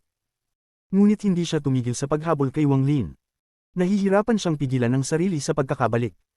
Sa sandaling ito, ang bituin na pinagbalaan ng babaeng ikatlong hakbang na cultivador ay nagbigay ng isang kumikislap na liwanag. Ang katawan ni Tuo Sen ay nanginig at ang kanyang ekspresyon ay nagbago ng malaki. Hindi niya inaasahan na tatalikod siya kay Wang Lin at mabilis na umatras habang umuubo ng dugo. Ang shockwave mula sa gumuho na daliri ay dumaan. Ang matandang lalaki na may puting buhok mula sa puok buwan ay tinamaan ng shockwave. Ang tunog ng popong ay narinig mula sa kanyang katawan, dahilan upang siya ay umubo ng dugo, pagkatapos ay ang kanyang katawan ay bumagsak. Ang kanyang hamina na origin soul ay tumakas para sa kanyang buhay. Ang mga miyembro ng puok buwan na hindi nakatakas ay tinamaan ng shockwave. Sila ay pumutok na parang isang higanting kamay ang dumaan. Maraming tao ang namatay. Tungkol kay Wang Lin, siya rin ay umubo ng dugo dahil siya ay masyadong malapit sa daliri. Bagamat karamihan sa puwersa ay nakatuon kay Tuo Sen, isang malaking bahagi ng shockwave ay tumama sa kanya. Hindi kinaya ng kanyang katawan. Ngunit, sa sandaling tumama ang shockwave, si Wang Lin ay sumigaw. Ang asul na apoy, kalangitan na kulog, karma, buhay at kamatayan, at totoo at peking lahat ay sumabog mula sa kanyang katawan. Lumabas ang 5 essences ng sabay, na bumuo ng vortex upang kontrahin ang shockwave. Kasabay nito, ang mga mata ni Wang Lin ay kumislap ng pula at ang G-realm ay dumaan. Patuloy na narinig ang mga tunog ng popong habang ang katawan ni Wang Lin ay patuloy na umatras. Kasama ang kalahating sinaunang Diyos na daliri, na parang isang maliit na planeta ng cultivation, siya ay nagsimulang magsanib sa mundo. Malapit na siyang umalis gamit ang spatial bending. Ngunit, bago siya umalis, bagamat ang kanyang mga mata ay puno ng dugo at pagod, may isang kislap ng lamig sa mga ito. Sa isang pag-iisip, isang letigo ang lumitaw sa paligid niya. Soul Lasher. Sa sandaling lumitaw ang letigo, agad itong nag-extend ng walang katapusang haba at umikot sa escaping origin soul ng matandang lalaki na may puting buhok. Sa isang hilot, ang origin soul ng matanda ay nahatak pabalik, at si Wang Lin ay nawala mula sa bituin ng puok buwan habang bitbit ang higanting sinaunang Diyos na daliri. Isa itong matagumpay na misyon. Kabanata 13:16 Ibigay mo siya sa akin. Hindi kayang hulaan ni Wang Lin kung ano ang nangyari dahilan upang talikuran siya ni Tuo Sen at mabilis na tumakas. Naalala niya na ang isa sa mga bituin ni Tuo Sen ay nagbigay ng nakakasilaw na liwanag bago siya tumakas. Ang mga alon ay dahan-daang kumalat sa maliwanag na bahagi ng Ancient Star System. Ang mga alon ay parang mga puso ng dalawang nag-iibigan na unti-unting lumalayo sa isa't isa. Nagpapakapang-abot si Wang Lin palabas mula sa sentro ng mga alon. Mapatla ang kanyang mukha, at sa sandaling lumabas siya, hinawakan niya ang hangin. Isang pumutok na espasyo ang lumitaw sa kanyang harapan at niyakap niya si Li Qianmei sa kanyang mga bisig. Mas masahol pa ang itsura ni Li Qianmei at nagsimula siyang manghina. Nang si Tuo Sen ay nanghuhuli kay Wang Lin, natatakot siyang masaktan si Li Qianmei, kaya't binalutan siya nito ng pinagmulan ng enerhiya upang mapanatili ang flow of time at inilagay siya sa kanyang storage space. Dahil dito, hindi siya nasaktan sa labanang itinadhana ni Wang Lin at Tuo Sen. Gayunpaman, ang pagiging nasa storage space ay hindi kasing ganda ng pagiging malapit kay Wang Lin. Sa maikling oras na lumipas sa laban, nawalan ng maraming lakas si Li Qianmei. Habang tinitingnan ni Wang Lin ang matamlay na mukha ni Li Qianmei, nakaramdam siya ng sakit at lungkot. Katulad ng kanyang ipinangako kay Li Muan noon, na kahit ang langit ay nais siyang mamatay, siya ay babalik para sa kanya. Ipinangako rin niya kay Li Qianmei na gagawin niya ang lahat upang maiwasan siyang maglaho mula sa mundong ito. Ito ang kanyang pangako, ang pangako ng isang lalaki. Dahan-daang niyakap ni Wang Lin si Li Qianmei. Hindi alintana ang kanyang mga sugat, patuloy niyang ginagamit ang kanyang pinagmulan ng enerhiya upang pagandahin ang flow of time na spell sa paligid ni Li Qianmei. Tinutulungan niyang buhayin ang kanyang isipan at lakas ng buhay. Tahimik ang kalangitan ng mga bituin, walang abala. Pati na ang mundo ay tila naging malabo. Isang lalaki at isang babae lamang ang tahimik na lumilipad sa kalangitan ng mga bituin. Ang kalahating bahagi ng sinaunang buto ng daliri ng Diyos ay inilagay sa storage space ni Wang Lin. Wala siyang oras upang pag-aralan ito. Pati na ang pinagmulan ng kaluluwa ng matandang lalaking may puting buhok mula sa Moon Clan, na binalot ng Soul Lasher at isinilyo upang hindi makagalaw, ay inilagay sa kanyang storage space. Hindi nais ni Wang Lin na may mag-abala sa kanyang paglipad. Gusto niyang tahimik na samahan si Li Qianmei patungo kay Dao Master Blue Dream, o mas tama, upang ipadala siya sa kanyang huling paglalakbay. Nang ako'y umalis, kailangan mo akong samahan. Ang tinig ni Li Qianmei mula sa 10 taon na ang nakalipas ay umuukit sa mga tainga ni Wang Lin. Ngayon, tinutupad ni Wang Lin ang kanyang pangako noon at ipinapadala si Li Qianmei. Ang kagandahan ng kalawakan ay hindi sa mga kumikislap na nebula o mga meteorong kumikislap, kundi sa matinding katahimikan. Sa katahimikan na ito, mararamdaman mo ang iyong kalungkutan at mararanasan ang lamig ng pagiging ikaw lamang ang natira sa mundong ito. Hawak si Li Qianmei, ang mga mata ni Wang Lin ay nagpakita ng malambot na tingin. Papunta siya sa kinaroroonan ng Blue Silk Clan at papalapit na sila. Ang liwanag ng mga bituin ay sumasabit sa kanilang katawan at tila tahimik na sumasabay sa kanilang huling paglalakbay. Si Li Qianmei ay humihina pa, at si Wang Lin ay kailangang gumamit ng higit pang flow of time para sa kanya. Habang patuloy na ginagamit ni Wang Lin ang spatial bending, papalapit sila sa Blue Silk Clan sa kalawakan. Ang star domain ng Blue Silk Clan ay nasa isang liblib na rehiyon, at tahimik na naglalakad si Wang Lin. Ang Blue Silk Clan ay isa sa mga bihirang angkan na hindi dapat patayin. Katulad ng ipinapakita ng kanilang pangalan, ang buhok ng mga kasapi ng kanilang angkan ay asol. Ang asul ng sakit at lungkot ay bumabalot sa kaluluwa ng bawat miyembro ng Blue Silk Clan. Ang Blue Silk Clan ay hindi kilala sa mga kakayahan sa pagsasanay o Dao. Sa buong kasaysayan, kakaunti lamang ang mga makapangyarihang magkasapi sa Blue Silk Clan maliban kay Dao Master Blue Dream, na ang pangalan ay sumikat sa buong Ancient Star System. Bago maging tanyag si Dao Master Blue Dream sa buong Ancient Star System, ang Blue Silk Clan ay isang napakaliit na angkan. Bagamat hindi mataas ang kanilang antas ng pagsasanay, sila ay magaling sa musika, alchemy, paggawa ng mga yaman, at iba pang mga hindi karaniwang kasanayan. Ang kanilang mga kasanayan sa musika ay halos umabot sa tuktok ng sining ng musika. Bawat kasapi ng Blue Silk Clan ay isang bihasang music hero, at ang mga miyembro ng Blue Silk Clan ay magaganda. Lahat ng miyembro, lalaki at babae, ay napakaganda. Dahil dito, ang mga miyembro ng Blue Silk Clan ay naging mga paboritong alaga ng mga makapangyarihang angkan. Ito ay isang kalungkutan at sakit para sa Blue Silk Clan. Ang lungkot na ito ay bumalot sa kanilang mga puso sa matagal na panahon. Ang kalungkutan nito ay nagbigay ng kakaibang uri ng kagandahan sa lahat ng mga kababaihan ng Blue Silk Clan, at ganun din sa mga kalalakihan ng angkan. Wala nang kagalakan sa kanilang musika. Ito ay naging tanging paraan na upang ipahayag ang kalungkutan sa kanilang mga puso habang sila ay naging alipin ng malalaking angkan. Wala silang tahanan. Bawat kasapi ng Blue Silk Clan ay dinukot bago mag-adulto, na ang buhay at kamatayan ay hindi alam. Walang pagkakataon na sila ay makakabalik sa kanilang tahanan. Lahat ng ito ay nagpatuloy hanggang sa pag-angat ni Dao Master Blue Dream, na nagdulot ng matinding pagbabago. Si Dao Master Blue Dream ay ang pinakamatalinong tao sa Blue Silk Clan. Ang mga alamat tungkol sa kanya ay patuloy na kumakalat sa buong Ancient Star System hanggang ngayon. Sa Ancient Star System, kapag binanggit si Dao Master Blue Dream, hindi mo naisip kung gaano siya kalakas, kundi kung paano siya labis na umiibig. Sa kanyang buhay, isa lamang na babae ang kanyang minahal. Ito ang sakit at kalungkutan na sa kanya ay nagpatuloy sa mahabang panahon. Ayon sa mga alamat, dahil sa pagmamahal ni Dao Master Blue Dream, nakamtan niya ang tagumpay at naging isa sa 5 masters ng Ancient Star System. Maging ang mga sovereign ay natatakot sa kanya. Ang Blue Silk Clan ay naging isang malaking angkan sa Ancient Star System dahil kay Dao Master Blue Dream, ngunit ang kalikasan ng angkan ay hindi nagbago. Tahimik silang namumuhay sa kanilang malawak na star domain. Ang lungkot sa kanilang musika ay unti-unting pinalitan ng kagalakan. Nahanap nila ang kanilang kagalakan sa ilalim ng proteksyon ni Dao Master Blue Dream. Para sa Blue Silk Clan, si Blue Dream ay kanilang Diyos, at siya ay tinanggap ng respeto at paghanga ng buong angkan.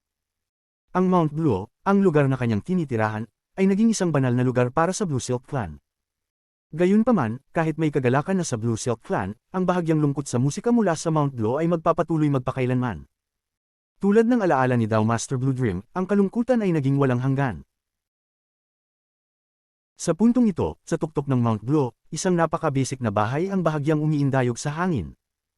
Sa loob ay isang kalalakihang may asul na buhok, tumutugtog ng gitara sa harap niya. Matapos ang ilang sandali, unti-unti siyang nagtaas ng kanyang ulo. Ang kanyang itsura ay magpapadim sa lahat ng iba pang lalaki sa mundo. Pati ang mga babae ay napapahina sa kanyang kagandahan. Para bang hindi dapat makita ang kanyang kagandahan sa mundong ito. Gayunpaman, ang pagod at pangungulila sa kanyang mga mata ay nagbigay sa kanya ng isang malungkot na aura na nagpapakita ng kanyang matandang hitsura. May asul na buhok siya, ngunit may puting buhok malapit sa kanyang mga gilid ng buhok.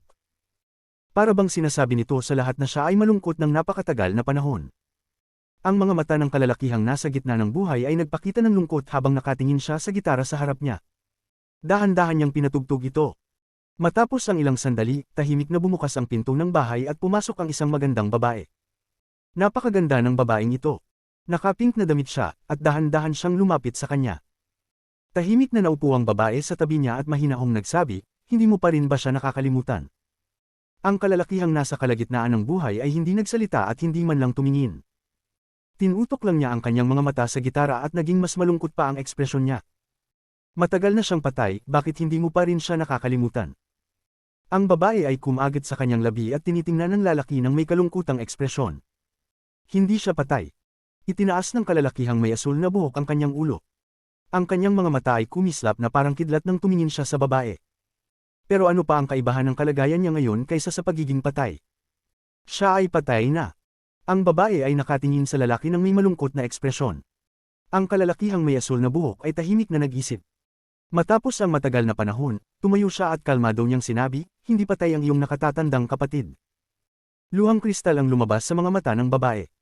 Ang kalalakihang may asul na buhok ay huminga ng malalim at itinulak ang pinto ng bahay at lumabas. Habang tinitingnan ng malalayong abot ng kalangitan, ang araw ay unti-unting lumubog. Siya ay naglakad ng isang hakbang, at ang kanyang katawan ay nagbigay ng banayad na asul na liwanag at siya ay nawala. Ang star domain ng Blue Silk Clan ay napakalawak. Sa puntong ito, sa gilid ng star domain na ito, isang babaeng nakaputi ang tahimik na sinundan si Wang Lin dito. Bago pa man pumasok sa domain ng Blue Silk Clan, biglang huminto ang babae sa puti at tahimik na tumingin sa unahan. Tahimik na sumak ang asul na liwanag sa kahungkagan sa harapan niya. Ang kalalakihang nawala mula sa Mount Blue ay lumabas. Ang kanyang mga mata ay malamig, at isang salita lamang ang kanyang sinabi. "Umalis ka."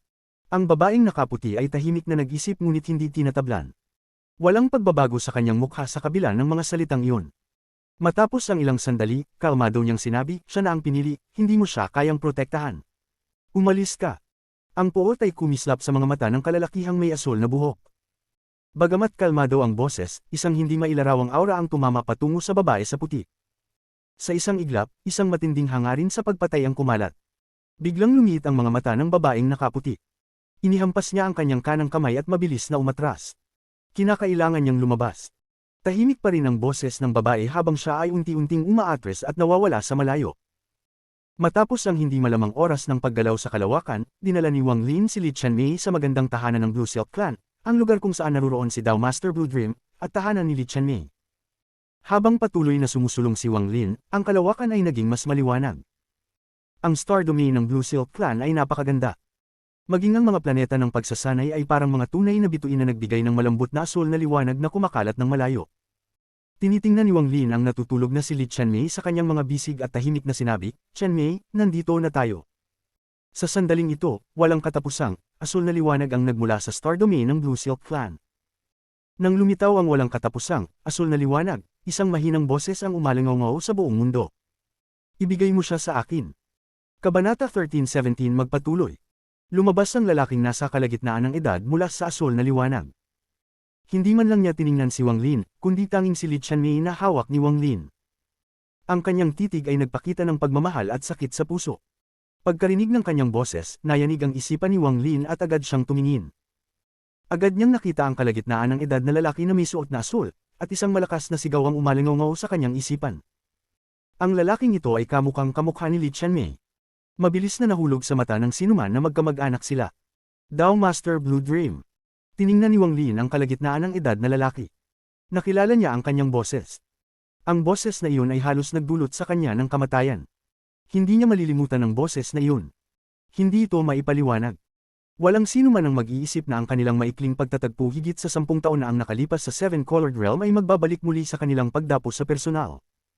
Tiningnan ng kalagitnaan ng edad na lalaki si Li Qianmei, at lalo pang lumakas ang sakit sa kanyang puso. Ipinagpag niya ang kanyang manggas at isang malupit na bagyo ang tumama kay Wang Lin. Gumalaw siya ng napakabilis at agad na nilapitan si Wang Lin. Isang malakas na puwersa ang bumalot kay Wang Lin at tinakpan si Li Qianmei. Dahan-daang lumipad si Li Qianmei patungo sa mga bisig ng kalagitnaan ng edad na lalaki. Ay nalalayan siya ng lalaki at ang pagmamahal ay tumagos sa kanyang mga mata. Lumiko siya at nagsimulang maglakad papalayo, hawak si Li Qianmei. Ang asul na liwanag ay nagtipon sa kanyang paligid hanggang siya ay nawala. Mula simula hanggang wakas, hindi siya lumingon kay Wang Lin. Pagkatapos tamaan ni Wang Lin ang bagyo, umatras siya ng ilang hakbang at tumigil. May kabuntot na kalituhan sa kanyang mukha habang tinitingnan ang direksyon na pinuntahan ni Dao Master Blue Dream, at nanatili siyang tahimik. Halos tiyak siya na may ugnayan ng dugo si Dao Master Blue Dream at si Li Qianmei. Dahil dinala siya ni Dao Master Blue Dream, tiyak may paraan siya upang buhayin siya. Ang kanyang plano dati ay lisanin ang Blue Silk Clan at ang Star Domain na ito. Ngunit pagkatapos mag-isip ng kaunti, pinili ni Wang Lin na huwag na lang umalis. Nais niyang tiyakin na talagang madyay gising si Li Qianmei. Habang nag-iisip, nag-transform si Wang Lin sa isang sinag ng liwanag at lumipad pasulong. Dahan-dahan niyang tinahak ang kalaliman ng Blue Silk Clan. Hindi na niya kailangan palawakin ang kanyang divine sense, dahil malinaw niyang nakita ang isang cultivation planet na nagpapalabas ng malakas na asul na liwanag sa gitna ng walang katapusang mga bituin. Doon matatagpuan si Dao Master Blue Dream. Ang cultivation planet ay tinakpan ng asul na liwanag. Pati na rin ang loob ng cultivation ay tila tinakpan ng asul na liwanag na umaabot sa dagat. Nagpatuloy si Wang Lin at pumasok sa cultivation planet. Walang proteksyon na formation, kaya't si Wang Lin ay lumulutang sa hangin sa ibabaw ng planetang iyon. Ang tunog ng alon mula sa dagat sa ibaba niya ay dahan-daang pumasok sa kanyang mga tainga. May mga barko sa dagat, at ang musika mula sa hangin ay dumarating patungo kay Wang Lin. Ang musika ay puno ng kaligayahan. Matapos ang matagal na panahon, kumuha ng isang hakbang si Wang Lin patungo sa walang hanggan at nawala ng walang bakas. Nang muling magpakita, siya ay nasa ilalim ng isang asul na bundok. Ang mga bundok ay pumapalibot sa lugar, at puno ang paligid. Gayunpaman, kapag tumayo ka sa harap ng asul na bundok, mararamdaman mong ikaw ay napakaliit. Ang bundok ay hindi likas na asul, kundi may walang katapusang asul na liwanag na nagmumula sa loob ng bundok na nagbigay dito ng itsura ng isang asul na bundok. Habang tinitingnan ang asul na bundok, ipinakita ni Wang Lin ang isang komplikadong tingin. Matapos ang matagal na pag-iisip, siya ay huminga ng malalim at tumakbo patungo sa asul na bundok. Ngunit nang siya ay lumapit, nagbago ang kanyang ekspresyon at tumigil siya sa kalagitnaan ng hangin. Hindi siya hihigit sa 10,000 talampakan mula sa asul na bundok. Nang pumasok sa kanyang katawan ang asul na liwanag, ito ay naging isang walang katapusang puwersa ng pagtutol na pumihil sa lahat ng maglapit. Anong malakas na paghihigpit?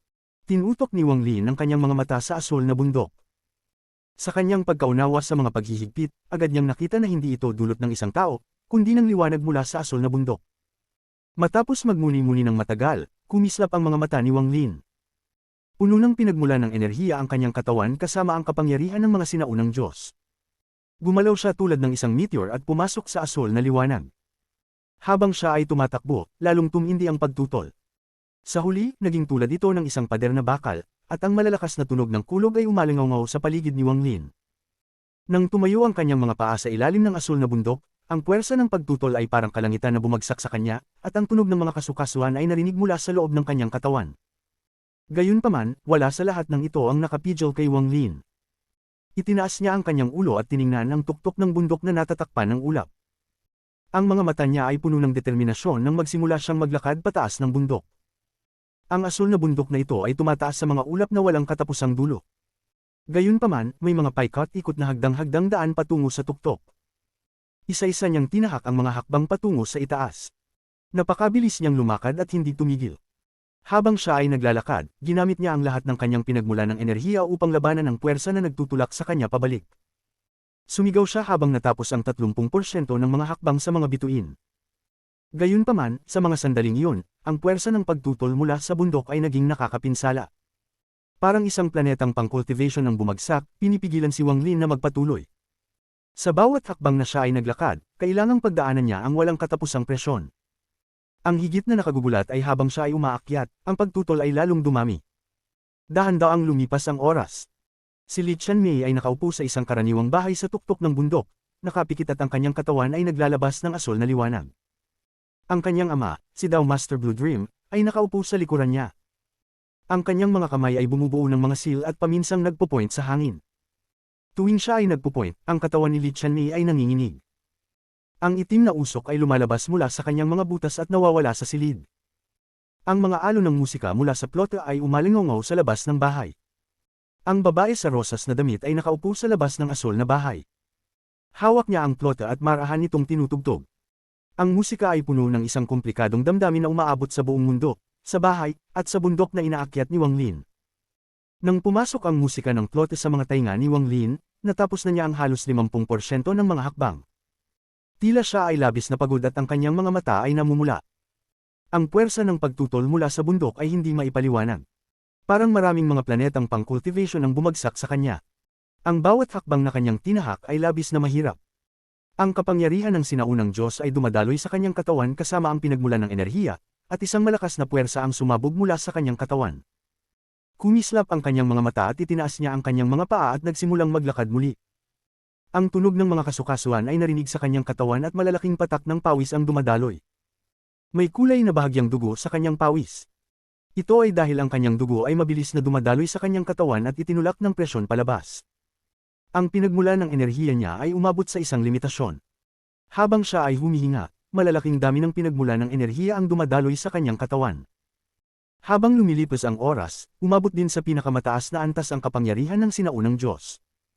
Ang dalawang enerhiya na ito ay sumusuporta sa kanya habang siya ay lalapit sa tuktok ng bundok. Sa loob ng 3 araw, umakyat si Wang Lin ng halos 80% ng mga hakbang. Sa puntong ito, tumangala siya at nakita ang dulo ng mga hakbang. Ngunit siya ay labis na pagod at ang kanyang katawan ay parang tambol na binubagsaw ng walang katapusang presyon. Hindi maiwasang manginig ang kanyang katawan. Sa isang sandali, parang siya ay bumalik sa nakaraan bago siya magsimulang mag-cultivate at dumaan siya sa pagsusuri sa Hengyu sect. Ang kahangahangang puwersa ng pagtutol ay parang ang buong mundo ay nagtatangkang durugan siya. Ang mas nakakatakot pa ay habang siya ay umaakyat, hindi lamang mula sa itaas ang puwersa ng pagtutol, kundi mayroon ding puwersa ng pagtutol na nagtutulak mula sa ibaba. Kailangang hatiin niya ang puwersa upang manatiling matatag. Kung hindi, kung magpapahinga siya ay matutulak palayo. Sa ilalim ng dalawang puwersa ng pagtutol, ang mukha ni Wang Lin ay namutla at ang kanyang mga damit ay basang-basa sa pawis. Gayunpaman, ang kanyang ekspresyon ay puno ng determinasyon. Aakyatin niya ang tuktok at makikita kung si Li Qianmei ay talagang nagising na. Pagkatapos niyang makita siya, aalis siya, ngunit bago siya makita, kahit na ang langit ay magbagsak at ang mundo ay magkalas, walang puwersa ang makakapigil sa kanya. Dinala ko si Li Qianmei dito, kaya kailangan ko itong tapusin. Pinagdiinan ni Wang Lin ang kanyang mga ngipin, at naramdaman ang lasa ng dugo sa kanyang bibig. Itinaas niya ang kanyang paa at muling naglakad patungo sa tuktok ng bundok. Habang papalapit siya, ang presyon ay naging higit na hindi maisip. Matapos umubo ng dugo ng maraming beses at nang ang lahat ng kanyang mga ugat ay malapit ng pumutok, nakarating si Wang Lin sa 70% ng mga hakbang. Sa tuktok ng bundok, sa loob ng bahay, binuksan ni Dao Master Blue Dream ang kanyang mga mata. Ang huling bahagi ng itim na usok ay lumabas kay Li Qianmei, at siya ay napalibutan ng asul na liwanag. Ang kanyang nanlalambot na mukha ay mabilis na gumaling at ang kanyang mga pilikmata ay kumilos habang dahan-dahan niyang binuksan ang kanyang mga mata. Binuksan ang pinto ng bahay at pumasok ang babae sa rosas na damit. Isinaglit ang kanyang mata kay Li Qianmei at siya ay pumasok sa isang pansamantalang pagkalito. Matapos ang matagal na panahon, mahinang sinabi niya, malapit na siyang makarating dito, dapat ba tayong? Binaba ni daw Master Blue Dream ang kanyang ulo at tiningnan ng gitara. Hinaplos niya ito at mahinang sinabi, ikaw na, sabihin mo ang iyong pangalan. Tumanggo si Li Qianmei at mahinang tumayo. May kaunting kalituhan sa kanyang mga mata habang siya ay lumalabas ng bahay. Nakita niya ang pagsikat ng araw, at ang kalituhan sa kanyang mga mata ay lalong naging malakas. Sa ilalim ng walang katapusang pagtutol, kinuha ni Wang Lin ang huling hakbang at tumapak sa tuktok ng bundok. Nakatayo siya sa tuktok ng bundok. Dito, biglang sumabog ang puwersa ng pagtutol, na naging isang tahimik na sigaw. Pinipilit siyang itulak, ngunit nanatiling hindi gumagalaw ang kanyang katawan. Sa sandaling umabot siya sa tuktok, nakita niya si Li Qianmei, nakita niya ang babaeng nakatitig sa pagsikat ng araw. Ang kanyang mga damit ay sumayaw sa hangin, na parabang siya ay isang nilalang mula sa langit. Ang babae ay lumingon din sa oras na iyon at tiningnan si Wang Lin. Nagtagpo ang kanilang mga mata sa sandaling iyon. Nagpakita ng ngiti si Wang Lin. Nagising na si Li Qianmei. Sinabi sa akin ng aking ama na sabihin sa iyo ang aking pangalan. Ang pangalan ko ay Blue Moon. Sino ka? Nagulat si Wang Lin saglit at pagkatapos ay tiningnan ang mga mata ni Li Qianmei. Matapos ang matagal na panahon, nagpakita siya ng kaunting pagkatalo at mahinang sinabi, ang pangalan ko ay Wang Lin, at doon, huminto siya sa paglaban sa puwersa, at sa sandaling iyon, siya ay tinulak palayo. Ang distansya sa pagitan niya at ng babae sa tuktok ng bundok ay mabilis na humiwalay. Pati na ang kanilang mga mata ay unti-unting natatakpan ng distansya hanggang hindi na nila makita ang bawat isa ng malinaw. Mabuti pang magkalimutan tayo. Ayos lang din, si Wang Lin ay may malalim na damdamin na mahirap ipaliwanag. Habang siya ay tinutulak, siya ay lumingon at naglakad palayo. Ang kalituhan sa mga mata ni Blue Moon ay lalong naging malakas. Pakiramdam niya ay may kirot sa kanyang puso, at may pakiramdam ng kakulangan sa paghinga. Lahat ng bagay sa kanyang harapan ay parang naging tubig. Nasa ilalim siya ng tubig at tinitingnan ng ibon na lalayo at lalayo. Hindi lumingon si Blue Moon at mahinang binanggit, Ama, bakit pakiramdam ko na siya ay pamilyar? Parang siya ay bahagi ng aking alaala, napakahalaga. Ang pinakamalaking distansya sa mundo ay hindi ang dulo ng mundo o ang yin at yang, kundi ang makalimutan, isang maling relasyon na nangyari sa maling lugar sa maling panahon. Maling-mali mula sa simula, kung kayong dalawa ay maaaring magsimula muli pagkatapos makalimutan ng isa't isa, hindi kita pipigilan, kahit na siya ay mapili ng Ancient Celestial Realm, maglalakas loob akong labanan sila para sa iyo. Hindi sinagot ni daw Master Blue Dream ang mga salita ni Li Qianmei. Isinara niya ang kanyang mga mata at hinaplos ang gitara. Ang pinakamalaking distansya ay ang makalimutan, Meng-er, kailan mo ako matatandaan? Kabanata 1380 ng babae na nakaputi. Puno ng kalungkutan ng kanyang puso. Ang kalungkutan na ito ay napakagaan, ngunit nanatili sa kanyang isipan. Si Wang Lin ay nagbuntong hininga habang papalayo siya mula sa asul na bundok hanggang sa ito ay magmukhang malabo. Para bang ang lahat ng nangyari bago ay isang panaginip at ngayon ay nagising siya mula sa panaginip. Dinala niya si Li Qianmei dito at ngayon ay aalis siyang mag-isa. Alam ni Wang Lin na pamilyar siya sa pakiramdam ng pagiging mag-isa, ngunit hindi niya maiwasang makaramdam ng lungkot. Matapos ang halos 2,000 taon ng pagsasanay, nakakita na siya ng maraming bagay sa mundong ito. Natutunan niyang mabuhay sa kalungkutan at tanggapin ang lungkot at asol na kalungkutan. Kalilimutan ko na lang. Lumiko si Wang Lin at tumingin sa malabong asol na bundok. Malabo niyang nakita ang isang anino sa tuktok ng bundok bago lumiko at dahan-daang naglakad palayo. Ang kanyang likod ay tila malungkot habang siya ay patuloy na lumalayo. Malawak ang domain ng bituin ng Blue Silk Clan. Naglakad si Wang Lin sa mga bituin at dahan-daang nagpatuloy palayo. Hindi niya alam kung bakit pero pakiramdam niya ay pagod na siya sa kanyang puso. Ang pagod na ito ay nagmula sa kanyang isipan, mula sa malabong pakiramdam ng kalungkutan. Dahan-dahan niyang nilakad ang daang tinahak niya at nakarating sa gilid ng Blue Silk Clan. Malapit na niyang iwanan ng Blue Silk Clan. Nagpakita ang kanyang katawan mula sa teleportasyon at malapit ng lisanin ng Blue Silk Clan. Ngunit sa sandaling iyon, bigla siyang huminto at ang kanyang mga mata ay kumislap na parang mga sulaw habang tinitingnan niya ang unahan. Ang kalangitan ng mga bituin sa kanyang harapan ay maliwanag at tahimik. Maganda ito ngunit nagbigay ng kakaibang pakiramdam. Ngunit naramdaman ni Wang Lin ang pagkabigla nang makarating siya rito. Hindi siya pamilyar sa pakiramdam na ito. Sa 2,000 taon ng kanyang pagsasanay, naranasan na niya ito ng maraming beses, at tuwing naramdaman ito, nangangahulog ang isang krisis ng buhay at kamatayan. Ang huling pagkakataon na naramdaman niya ito ay bago dumating si The Wistwater. Nagseryoso ang ekspresyon ni Wang Lin. Ito ang unang pagkakataon na naranasan niya ang pakiramdam na ito mula nang makuha niya ang Ancient Star System. Kahit na nang dumating si Trusen, hindi siya nakaramdam ng ganitong pagkabigla. Habang tinitingnan ng tahimik na espasyo sa harapan, dahan daw ang ipinikit ni Wang Lin ang kanyang mga mata. Ang kanyang divine sense ay kumalat palabas ngunit wala siyang nakita. Pinagmasdan ni Wang Lin ang mga mata at ibinukas ito. Wala pa rin sa harapan niya, ngunit ang nakakagulat na pakiramdam ay lalong tumindi. Kumislap ang mga mata ni Wang Lin at muling ipinikit ang mga ito. Sa loob ng kanyang mga mata, ang asul na apoy ay umusok, at ang kulob ay dumaan sa mga gilid ng apoy. Ang simbolo ng yin at yang ng buhay at kamatayan ay lumitaw sa paligid ng apoy at kulob. Ang pag-ikot ng simbolo ng yin at yang ay bumuo ng karma at pagkatapos ay lumitaw ang kumikislap na tunay at peking. 5 na asensya ang lumitaw sa kailaliman ng mga mata ni Wang Lin.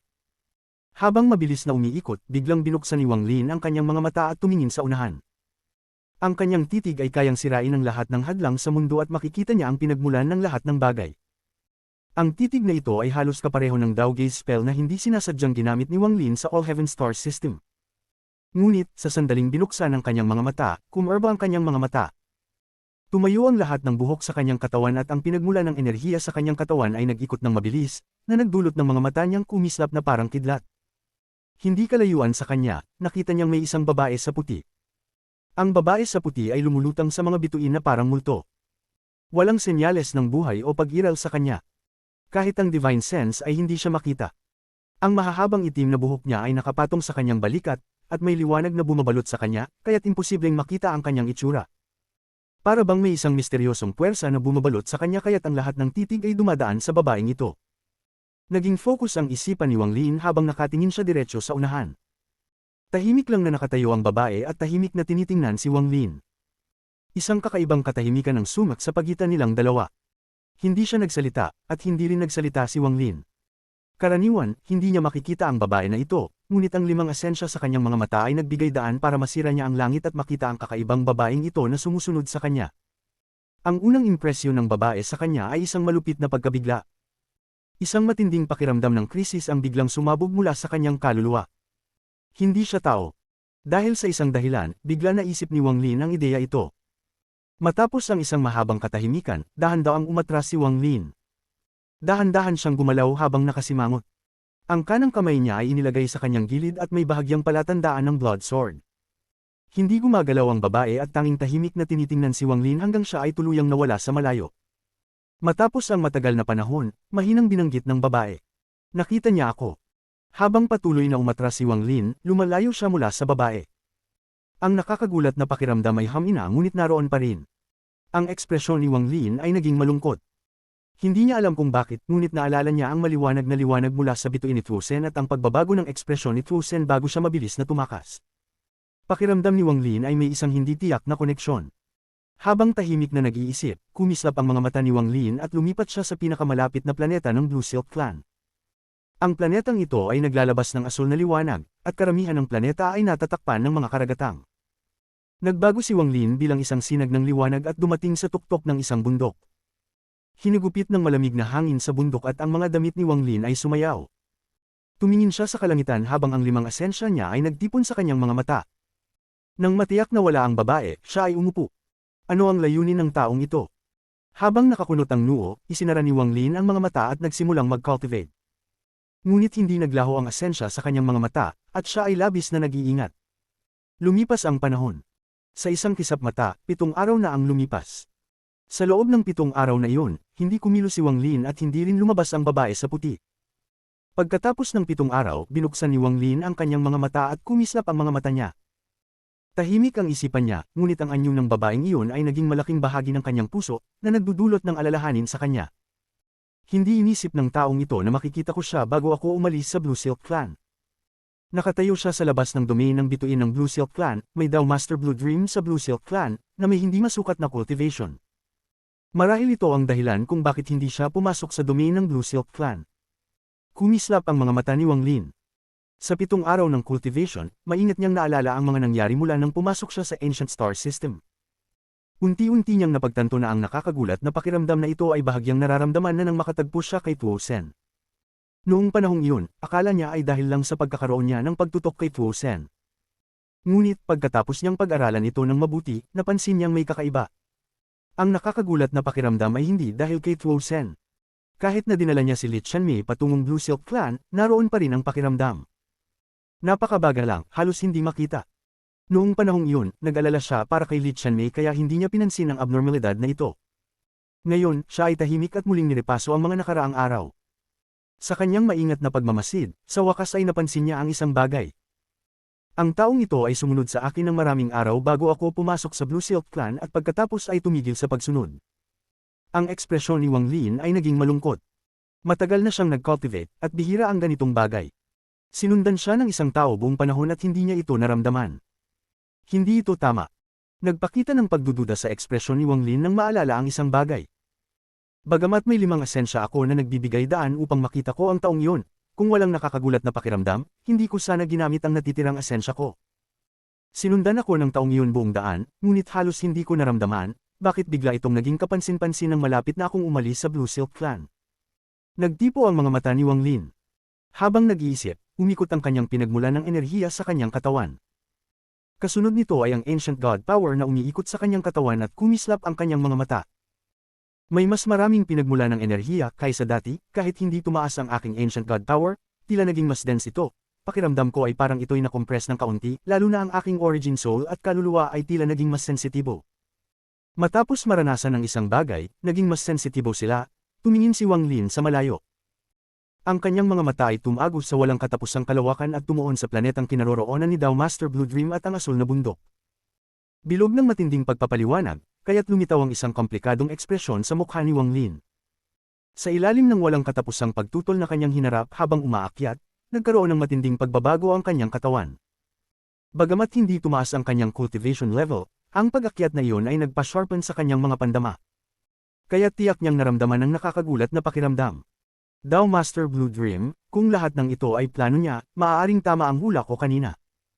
Ang babae sa puti ay nag-aalala tungkol kay Dao Master Blue Dream, kaya't hindi siya pumasok sa Blue Silk Clan. Ginamit ni Dao Master Blue Dream ang paraang ito upang lihim na ipaalam sa akin na may panganib sa pag-alis ko sa Blue Silk Clan. Ang isipan ni Wang Lin ay parang isang demonyo. Isang piraso lang ng pahiwatig, at kaya niyang pag-puzzle ang sagot. Kung ganito, ang pinagmulan ng babae sa puti ay malaki, kung hindi siya kayang direktang sabihin ni Dao Master Blue Dream at ginagamit pa ang pahiwatig na ito. Kung tama ang lahat ng ito, sino ang babaeng ito sa puti? Kung kaya niyang kalkulahin ang lahat ng ito, dapat alam niya na pipiliin kong manatili sa Blue Silk Clan. Ang ekspresyon ni Wang Lin ay naging seryoso at tahimik siyang tumingin sa kalangitan. Tiniis niyang talikuran ang ideya ng agarang paglisan. Tumigil siya at umupo sa isang bundok at nagsimulang mag-cultivate. Ang pagod na naipon sa mga nakaraang taon ay nagsimulang lumabas. Lumipas ang panahon. Sa isang kisap mata, si Wang Lin ay nag-cultivate sa planetang ito ng 1 buwan. Ang pinagmula ng enerhiya ay patuloy na nagtipon sa kanyang katawan. Ang mga pinsala na natamon niya habang umaakyat sa asul na bundok ay gumaling. Ang kanyang cultivation ay bumalik sa pinakamataas na antas habang tahimik siyang nag-cultivate sa tuktok ng bundok. Sa araw na iyon, isang walang katapusang asul na liwanag ang lumitaw sa kalangitan sa ibabaw ng bundok na kinatatayuan ni Wang Lin. Ang asul na liwanag ay banayad at bumalot sa buong mundo. Isang malabong anino ang lumakad palabas at dahan-daang nagsanim. Binuksan ni Wang Lin ang kanyang mga mata at tahimik na tumingin sa kalagitnaan ng asul na liwanag, isang kalalakihang nanggaling dito. Dao Master Blue Dream. Mayroon akong siyam na magagandang spell. Nais mo bang matutunan? Kabanata 13-19 Choice. Ang mga mata ni Wang Lin ay kumislap ng maliwanag habang tinitingnan niya si Dao Master Blue Dream. Si Dao Master Blue Dream ay lumutang sa hangin, at sa isang hakbang, dumating siya sa tuktok ng bundok. Ang kanyang mga kamay ay nasa likod ng kanyang likod habang tinitingnan ng asul na liwanag sa likod niya, naghihintay ng tugon ni Wang Lin. Ang hangin sa bundok ay nagdulot ng pagdaloy ng kanyang asul na buhok, at ang kanyang katawan ay nagbigay ng banayad na presyon. Habang siya ay nakatayo sa tuktok ng bundok, ang bundok ay tila nawawala. Habang siya ay nakatayo sa planetang ito ng cultivation, ang planetang ito ay tila nawawala. Habang siya ay nakatayo sa mundong ito, pati ang mundo ay tila yumuyuko. Lahat ng bagay ay nagpatira pa kay Dao Master Blue Dream. Nang siya ay nakatayo sa gitna ng mga bituin, lahat ng liwanag mula sa mga bituin ay umiwas sa kanya. Kung saan man siya naroroon, siya ang bundok, ang langit, at ang mga bituin. Karamihan sa mga spells ko ay aking nilikha. May 9 na spells. 6 na celestial spells, 3 Dao spells, at 1 life and death spell. Maari ko silang ipasa sa iyo. Nais mo bang matutunan? Nanatiling tahimik si Wang Lin. Mayroon akong Just Flames mula sa mahigit 200 bilyong disipulo, at ang aking pag-unawa sa Void Realm. Nais mo ba ito? Ang paghinga ni Wang Lin ay naging medyo magaspang habang tinitingnan niya si Dao Master Blue Dream, ngunit hindi pa rin siya nagsalita. Mayroon din akong 5 Dao Treasures na pinino mula sa mga meteorites mula sa Outer World. Pati ang Sovereign ay natatakot sa mga ito. Sa 5 Dao Treasures, masisira ang buong mundo. Nais mo ba ito? Ang mga mata ni Wang Lin ay kumislap at ang kanyang paghinga ay naging mas mabigat. Mayroon din akong isang third step Dao inheritance na hindi ko pa ipinasak kaninuman. Nais mo ba ito? Maaari din kitang dalhin sa isang paglalakbay sa Ancient Star System at makuha ang mga Dao spirits mula sa iba pang 4 na masters upang makuha mo ang pinakamalalakas na spells. Maaari ko ring sirain ang Void para sa iyo at dalhin ka sa legendary na Ancient Order Cemetery. Makakatulong yun upang ma-absorb mo ang mga Ancient Souls at mata mo ng iyong Ancient God Body ang kalubusan. May 5 essences sa iyong katawan at ikaw ay may kamanghamanghang talento. Wala akong narinig na sinuman na kayang lumikha ng 5 essences. Matutulungan ko ang bawat isa sa iyong mga essences na makarating sa kalubusan, at kapag inangkin mo ang aking Dao, magkakaroon ka ng 7 essences. Ang tinig ni Dao Master Blue Dream ay kalmado. Ang kanyang tingin ay bumagsak kay Wang Lin at dahan-daw ang sinabi, nais mo ba ang lahat ng ito? Ang mga mata ni Wang Lin ay naging pula habang tinitingnan niya si Dao Master Blue Dream. Ang mensahe na ipinapahayag sa mga salitang ito ay nakakagimbal. Paano hindi matutukso si Wang Lin? Siya ay labis na natutukso. Dapat ay napansin mo na ang panganib sa labas ng Blue Silk Clan. Ang babaeng iyon ay may malakas na suporta, ngunit kung magiging aking tagapagmana ka, ako ang magdadala ng lahat ng panganib para sa iyo. Isipin mo. Mga kondisyon. Ang boses ni Wang Lin ay magaspang. Ang mga salita ni Dao Master Blue Dream ay parang kidlat na pumasok sa kanyang isipan. Nanatiling walang emosyon ang ekspresyon ni Dao Master Blue Dream habang tinitingnan niya si Wang Lin at dahan-daw ang nagsabi, ang mga kondisyon ay napakasimple. 2 lang. Mula ngayon, hindi ka na magiging isang tao mula sa Inner Realm, kundi magiging isang miyembro ng aking Ancient Star System, ang batang Panginoon ng Blue Silk Clan. Kumuha ng Heart Forgetting Fruit at magtakda ng Essence Oath upang iwanan ang Inner Realm. Ang iyong katawan, ang iyong puso, ang iyong lahat ay hindi na magiging konektado sa Inner Realm. Hindi ka maaaring makialam sa labanan sa pagitan ng Inner at Outer Realms, at hindi ka na makakatulong sa Inner Realm. Ang mga salita ni Dao Master Blue Dream ay parang mga kutsilyo na tumagos sa katawan ni Wang Lin at nagdulot ng panginginig sa kanyang katawan. Pangalawa, hindi ko alintana kung ano ang mga relasyon mo sa Inner Realm. Lahat ng iyon ay tatapusin. Isa lamang ang anak ko. Ikaw at siya ay maaaring maging isang cultivation pair at tanging siya lamang ang maaari mong maging. Isinara ni Wang Lin ang kanyang mga mata. Ang tukso ni Dao Master Blue Dream ay ang pinakamalaking tukso na kanyang hinarap sa buong buhay niya. Kung ang mga kondisyon ay binago, tiyak na matutukso siya at malamang ay tatanggapin ito. Gayunpaman, paano siya makakapayag sa 2 kondisyon ni Dao Master Blue Dream? Siya ay miyembro ng Inner Realm, ipinanganak sa Inner Realm at lumaki sa Inner Realm. Kung ang Inner Realm ay isang bansa, magiging traidor siya kung tatanggapin ito. Ang mga salita ng mga Celestials na namatay sa Sealed Realm Formation ay umaalingaw sa kanyang mga tenga. Ang sakripisyo ng Lord of the Sealed Realm ay umaalingaw sa kanyang isipan. Hindi niya matanggap ang unang kondisyon, lalo na ang pangalawa.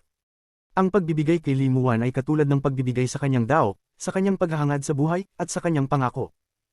Hindi siya maaaring tumanggap nito. Binuksan niya ang kanyang mga mata. Ang mga mata ni Wang Lin ay nagiging pula habang sinabi niya, ayoko matutunan.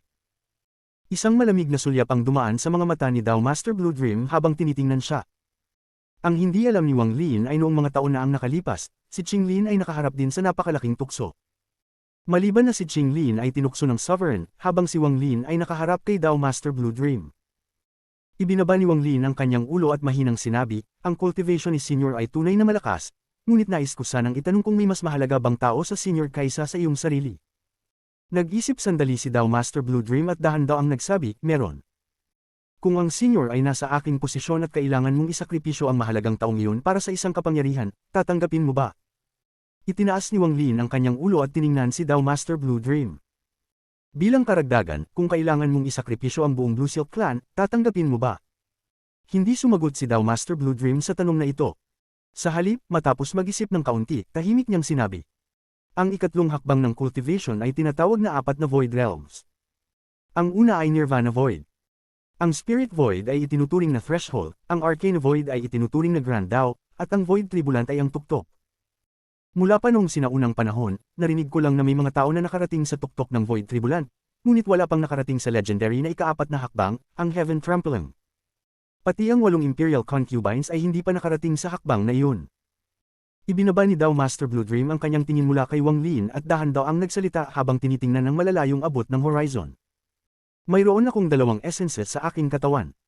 Isa sa mga ito ay nasa mid-stage ng Arcane Void at ang isa naman ay kasalukuyang nakasil, ngunit malapit na itong makarating sa early stage ng Void Tribulant. Kapag nagsama ang dalawa, maaari kong ipakita ang kapangyarihan sa tuktok ng Arcane Void stage. Alam mo ba kung ilang tao katulad ko ang narito sa Outer Realm? Tanong ni Dao Master Blue Dream ng kalmado. Kung hindi kasama ang mga Ancient Imperial Concubines, may 7 tao. Ang iyong Inner Realm ay walang Just Flames, at ito ay natrap na ng Sealed Realm Formation sa loob ng maraming taon. Kilala din ng Sovereign sa kanyang mga plano, at halos pinabagsak ang iyong Inner Realm. Ano ang silbi ng patuloy na paghawak sa isang nawawalang dahilan? Nang pumasok sa mga tenga ni Wang Lin ang mga salita ni Dao Master Blue Dream, siya ay tumahimik. Pagkalipas ng mahabang panahon, itinaas ni Wang Lin ang kanyang ulo at tiningnan si Dao Master Blue Dream. Tahimik niyang sinabi, kung totoo ang sinasabi ni Senior, bakit hindi pa nagsimula ang Outer Realm ng digmaan laban sa Inner Realm? Bakit umaasa silang dahan daw ang mululupig ang mga puwersa sa Inner Realm? Takot ako na may isang bagay sa Inner Realm na labis na ikinababahala ni Senior at ng iba pa. Nag-isip ng tahimik si Dao Master Blue Dream sandali bago tahimik na sinabi, mayroong ganitong uri ng nilalang. Noong panahon na iyon, isang sigaw lamang ang may kakayahang pilitin ng Sovereign na tumakas sa takot. Napalakas ang isipan ni Wang Lin. Isang hinala lamang iyon, ngunit hindi niya inaasahan na maririnig niya ang ganoong lihim mula kay Dao Master Blue Dream. Dahil nakapagdesisyon ka na, hindi kita pipilitin. Dinala mo si Yu dito, kaya habang hindi ko maibibigay sa iyo ang aking Dao Teaching at Just Flames, maaari ko pa ring turuan ka ng 3 spells. Kung gaano mo ito mauunawaan, nakasalalay na sa iyo. Nagsay si Dao Master Blue Dream. Gusto niya si Wang Lin, at ang lahat ng kanyang sinabi ay totoo, ngunit may mga bagay na hindi maaaring pilitin. Bilang isa sa 5 masters ng Ancient Star System at isang third step cultivator, mayroon siyang sariling pride. Hindi niya nais na pilitin ang iba. Panoorin mong mabuti, ito ang unang spell ko. Itinaas ni Dao Master Blue Dream ang kanyang kanang kamay at tinutok ito sa langit. Ang hangin ay yumangal at ang mga ulap ay kumilos. Ang buong langit ay napuno ng walang katapusang asul na liwanag at isang malaking vortex ang lumitaw. Habang ang vortex ay rumaragasang, ang origin energy ay nagtipon mula sa lahat ng direksyon at mabilis na bumuo ng isang malaking selyo. Ang selyo na ito na gawa sa origin energy ay mukhang selyo ng isang mortal na emperador. Nang bumagsak ang selyo, ang kalangitan at lupa ay yumanig. Sa oras na ito, ang langit ay naging lupa at ang lupa ay naging langit. Ang kalangitan at lupa ay nagbaliktad. Ang bundok na kinatatayuan ni Wang Lin ay napatalikod. Ang lupa ay naging langit at naging isang malaking conical na nakabitin mula sa langit. Ngunit, ang kakaibang bagay ay walang mga bato na nahulog, at ito ay naramdaman lamang ni Wang Lin. Gayunpaman, ang kanyang isipan ay nanginginig habang ang isang hindi maipaliwanag na lakas ay bumalat sa mundo. Sa ilalim niya ay isang kalangitan na puno ng asul na liwanag. Ang mga ulap at araw ay lahat nagbaliktad, at tanging si Dao Master Blue Dream lamang ang nanatiling nakatayo. Ang spell na ito ay tinatawag na Heaven Reversal Stamp. Ano ang reversal ng langit? Sa aking palagay, ito ay upang ibaliktad ang langit upang maging lupa. Ang lupa na naging langit ay magiging pinakamalakas na selyo. Ipinagpag ni Dao Master Blue Dream ang kanyang kanang kamay at ang lupa na naging langit ay bumagsak patungo sa langit. Ang isipan ni Wang Lin ay nanginginig habang tinitingnan ito at ipinakita ang isang hitsura ng hindi paniniwala. Hindi niya akalain na may ganitong spell sa mundo. Ang spell na ito ay sobrang lakas, at kung ginamit sa kalawakan, maaari nitong patumbahin ang lahat ng buhay. Kung nais mong gamitin ito sa kalawakan, kailangan mong maglaman ng isang mundo sa iyong puso. Itinaas ni Dao Master Blue Dream ang kanyang kanang kamay at ang oras ay tila bumalik. Lahat ng bagay ay bumalik sa normal sa isang iglap. Ang langit ay nanatili bilang langit at ang lupa ay nanatiling lupa. Ano ang pinakamarami sa kalawakan? Hindi tao, hindi espiritu, hindi spells, at hindi origin energy. Sa aking palagay, ito ay liwanag. Ang pinakamarami sa mundong ito ay liwanag. Ang liwanag ay nasa lahat ng dako, at walang lugar na walang liwanag. Ang Heaven Reversal Stamp ay isang spell ng atake, at ang pangalawang spell ko ay isang spell na pangdepensa. Panoorin mong mabuti. Hindi binigyan ni Dao Master Blue Dream ng oras si Wang Lin upang mag-isip bago muling itinaas ang kanyang kanang kamay. Sa sandaling itinaas niya ang kanang kamay, lahat ng bagay sa mundo ay nagbigay ng walang katapusang liwanag. Maging ang liwanag mula sa kalawakan sa malayo ay kumikinang. Ang walang katapusang liwanag ay agad na dumating at umikot kay Dao Master Blue Dream. Sa mga sandaling yun, siya ay naging parang pinagmumula ng lahat ng liwanag sa mundo. Pati si Wang Lin ay naramdaman na hindi niya mabuksan ang kanyang mga mata dahil sa sakit. Isang malaking anino ang lumitaw sa paligid ni Dao Master Blue Dream. Ang taas nito ay kasing taas ng langit. Bagamat ang spell na ito ay hindi isang Dao spell, ito ay isang bagay na aking nakuha nang makarating ako sa Spirit Void stage.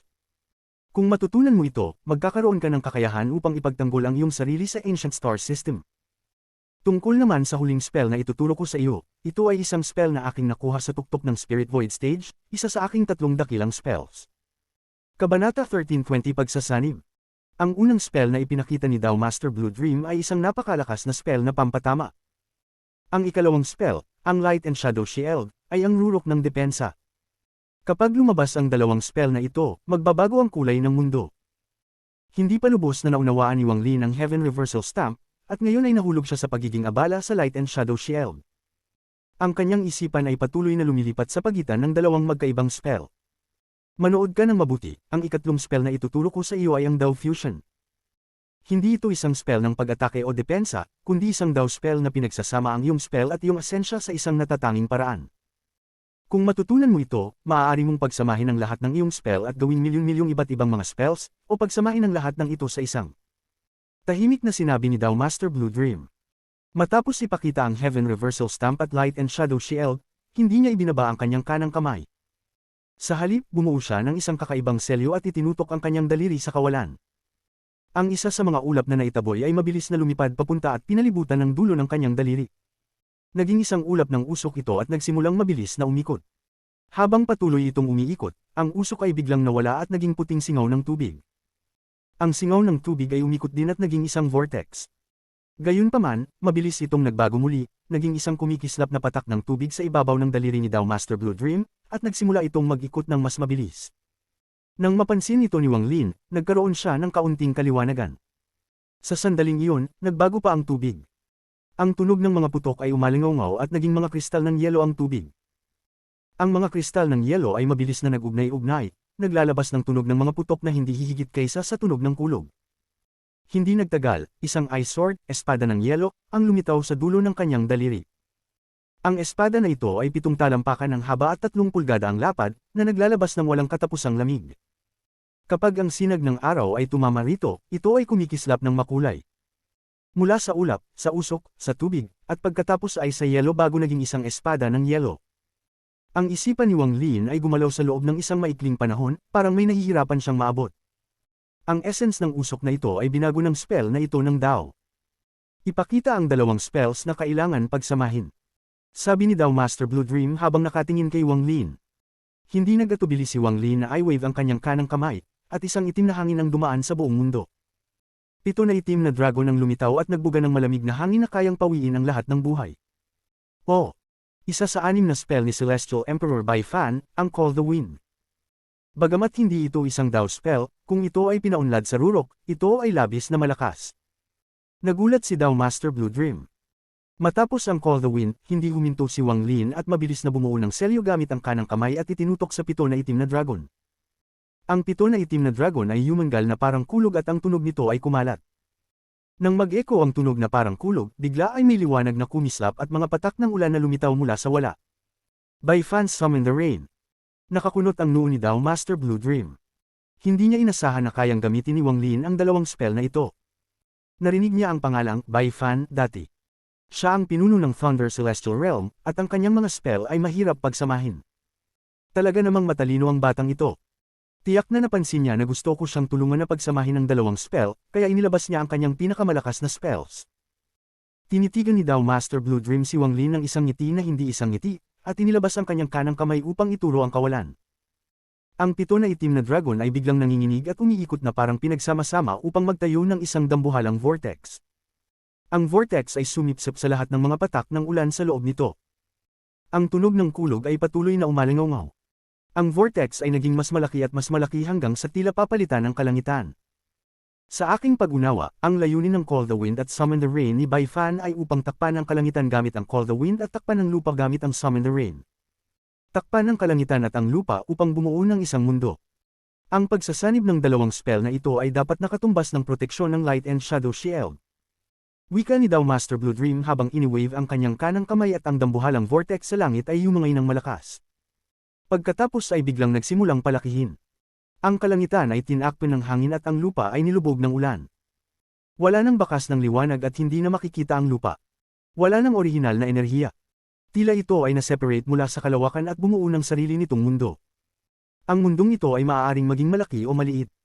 Maaari itong kasing laki ng universo o kasing liit mo lang, kaya't isang malakas na uri ng proteksyon.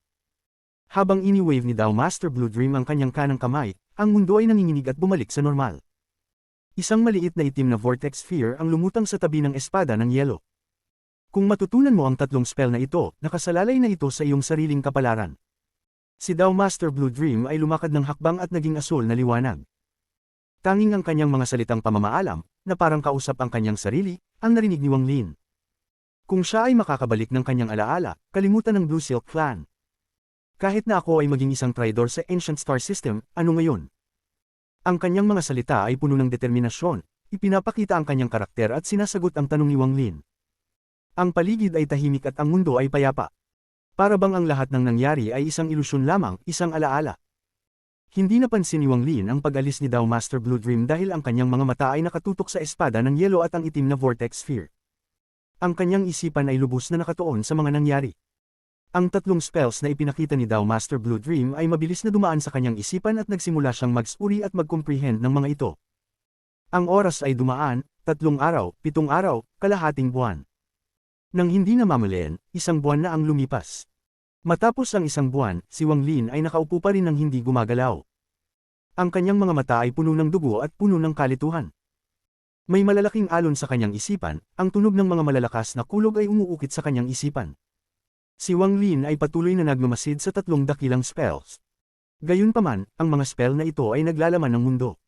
Kahit na ipinakita ito ni Dao Master Blue Dream at ipinaliwanag, mahirap pa ring matutunan. Heaven Reversal Stamp. Para gawing lupa ang kalangitan. Si Wang Lin ay pumikit na parabang natutulog, ngunit ang kanyang isipan ay nag-uukit ng mga pagbabago sa spell na ito. 1 buwan, 2 buwan. 3 buwan ang dumaan. Si Wang Lin ay nakaupo pa rin sa itaas ng bundok ng 4 na buwan.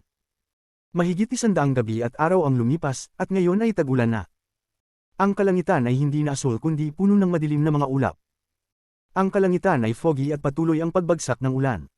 Ang mist ay ginagawang mas malabo ang mundo. Si Wang Lin ay nakaupo roon, pinapayagan ng ulan na tumama sa kanyang katawan, ngunit hindi siya nakapansin. Kahit na ang kanyang mga mata ay nakapikit, ang pagod ay nagdulot ng 2 linya ng dugo na damaloy mula sa kanyang mga mata na parang mga luha at nahugasan ng ulan. Ang deduksyon sa kanyang isipan ay umabot sa isang tuktok, na parang siya ay sisubog. Sa gabing ito, patuloy ang ulan at ang kidlat ay paminsang sumabog sa langit at nagpapaliwanag sa lupa. Ang mga damit ni Wang Lin ay basang-basa at ang kanyang katawan ay nanginginig. Para bang ang bundok ay nanginginig kasama niya. Bigla siyang nagbukas ng mata. Nang binuksan niya ito, kumidlat sa langit. Habang nagbibigay liwanag sa lupa, ipinakita nito ang mga mata ni Wang Lin sa buong mundo. Ang kanyang mga mata ay puno ng dugo, ngunit malalim sa kanyang mga mata ay ang refleksyon ng mundo. Ang langit, ang kidlat, ang lupa, at ang lahat ng ulan ay nasa kanyang mga mata. Ang mas kakaibang bagay ay ang lahat ng ito ay dahan-daang umiikot. Ang pag-ikot ay halos hindi nakita, ngunit patuloy pa rin silang umiikot. Ang mundo sa kanyang mga mata ay nakatagilid at malapit nang tuluyang magbaliktad. Habang umiikot ang mundo, ang mga mata ni Wang Lin na puno ng dugo ay nakatitig sa mundong nasa kanyang harapan. Sa ilalim ng kanyang titig, ang mundong puno ng ulan ay nagsimulang magbago. Parang ang mundong nasa labas ay nag-synchronize sa mundong nasa kanyang mga mata, at nagsimula itong magtagilid. Bumugol ang kulog sa kalangitan at lalong dumami ang ulan. Parang napansin ng mga ulap ang panganib at nais nilang ilabas agad ang lahat ng ulan. Ngunit habang dahan-daang umiikot ang mundo sa mga mata ni Wang Lin, ang ulan sa kanyang mga mata ay huminto saglit. Nang huminto ang ulan sa totoong mundo ay tumigil din. Sa sandaling ito, kumislap ang mga mata ni Wang Lin. Itinaas niya ang kanyang kanang kamay at itinutok ito sa kalangitan habang nagsasalita ng malalakas na boses, Heaven Reversal. Sa oras na iyon, umatungal ang mundo. Ang mundo sa mga mata ni Wang Lin ay bumaliktad, at ang langit ay naging lupa at ang lupa ay naging langit. Ang ulan na bumagsak mula sa kalangitan ay bumalik at bumuo. Ito ang nangyayari sa mundo sa loob ng kanyang mga mata. Ito rin ay naipakita sa totoong mundong tinitingnan niya. Ang langit na puno ng kulog ay biglang naging lupa at ang lahat ay nagbaliktad. Ang ulan ay gumuho, ang mga ulap ay naglaho, at ang kulog ay kumalat. Ang lupa na pumalit sa langit ay umatungal ng malakas. Nang ibaba ni Wang Lin ang kanyang kamay, mabilis na bumagsak ang lupa. Kung may makakita ng lupa na pumalit sa langit, makikita nila ang dagat na nakababaligtad, ang mga mortal na kabisera, at ang mga mortal na naglalakad sa ulan. Makikita nila ang maliliit na hayop sa makapal na kagubatan at ang sawa na tumatakbo sa tubig.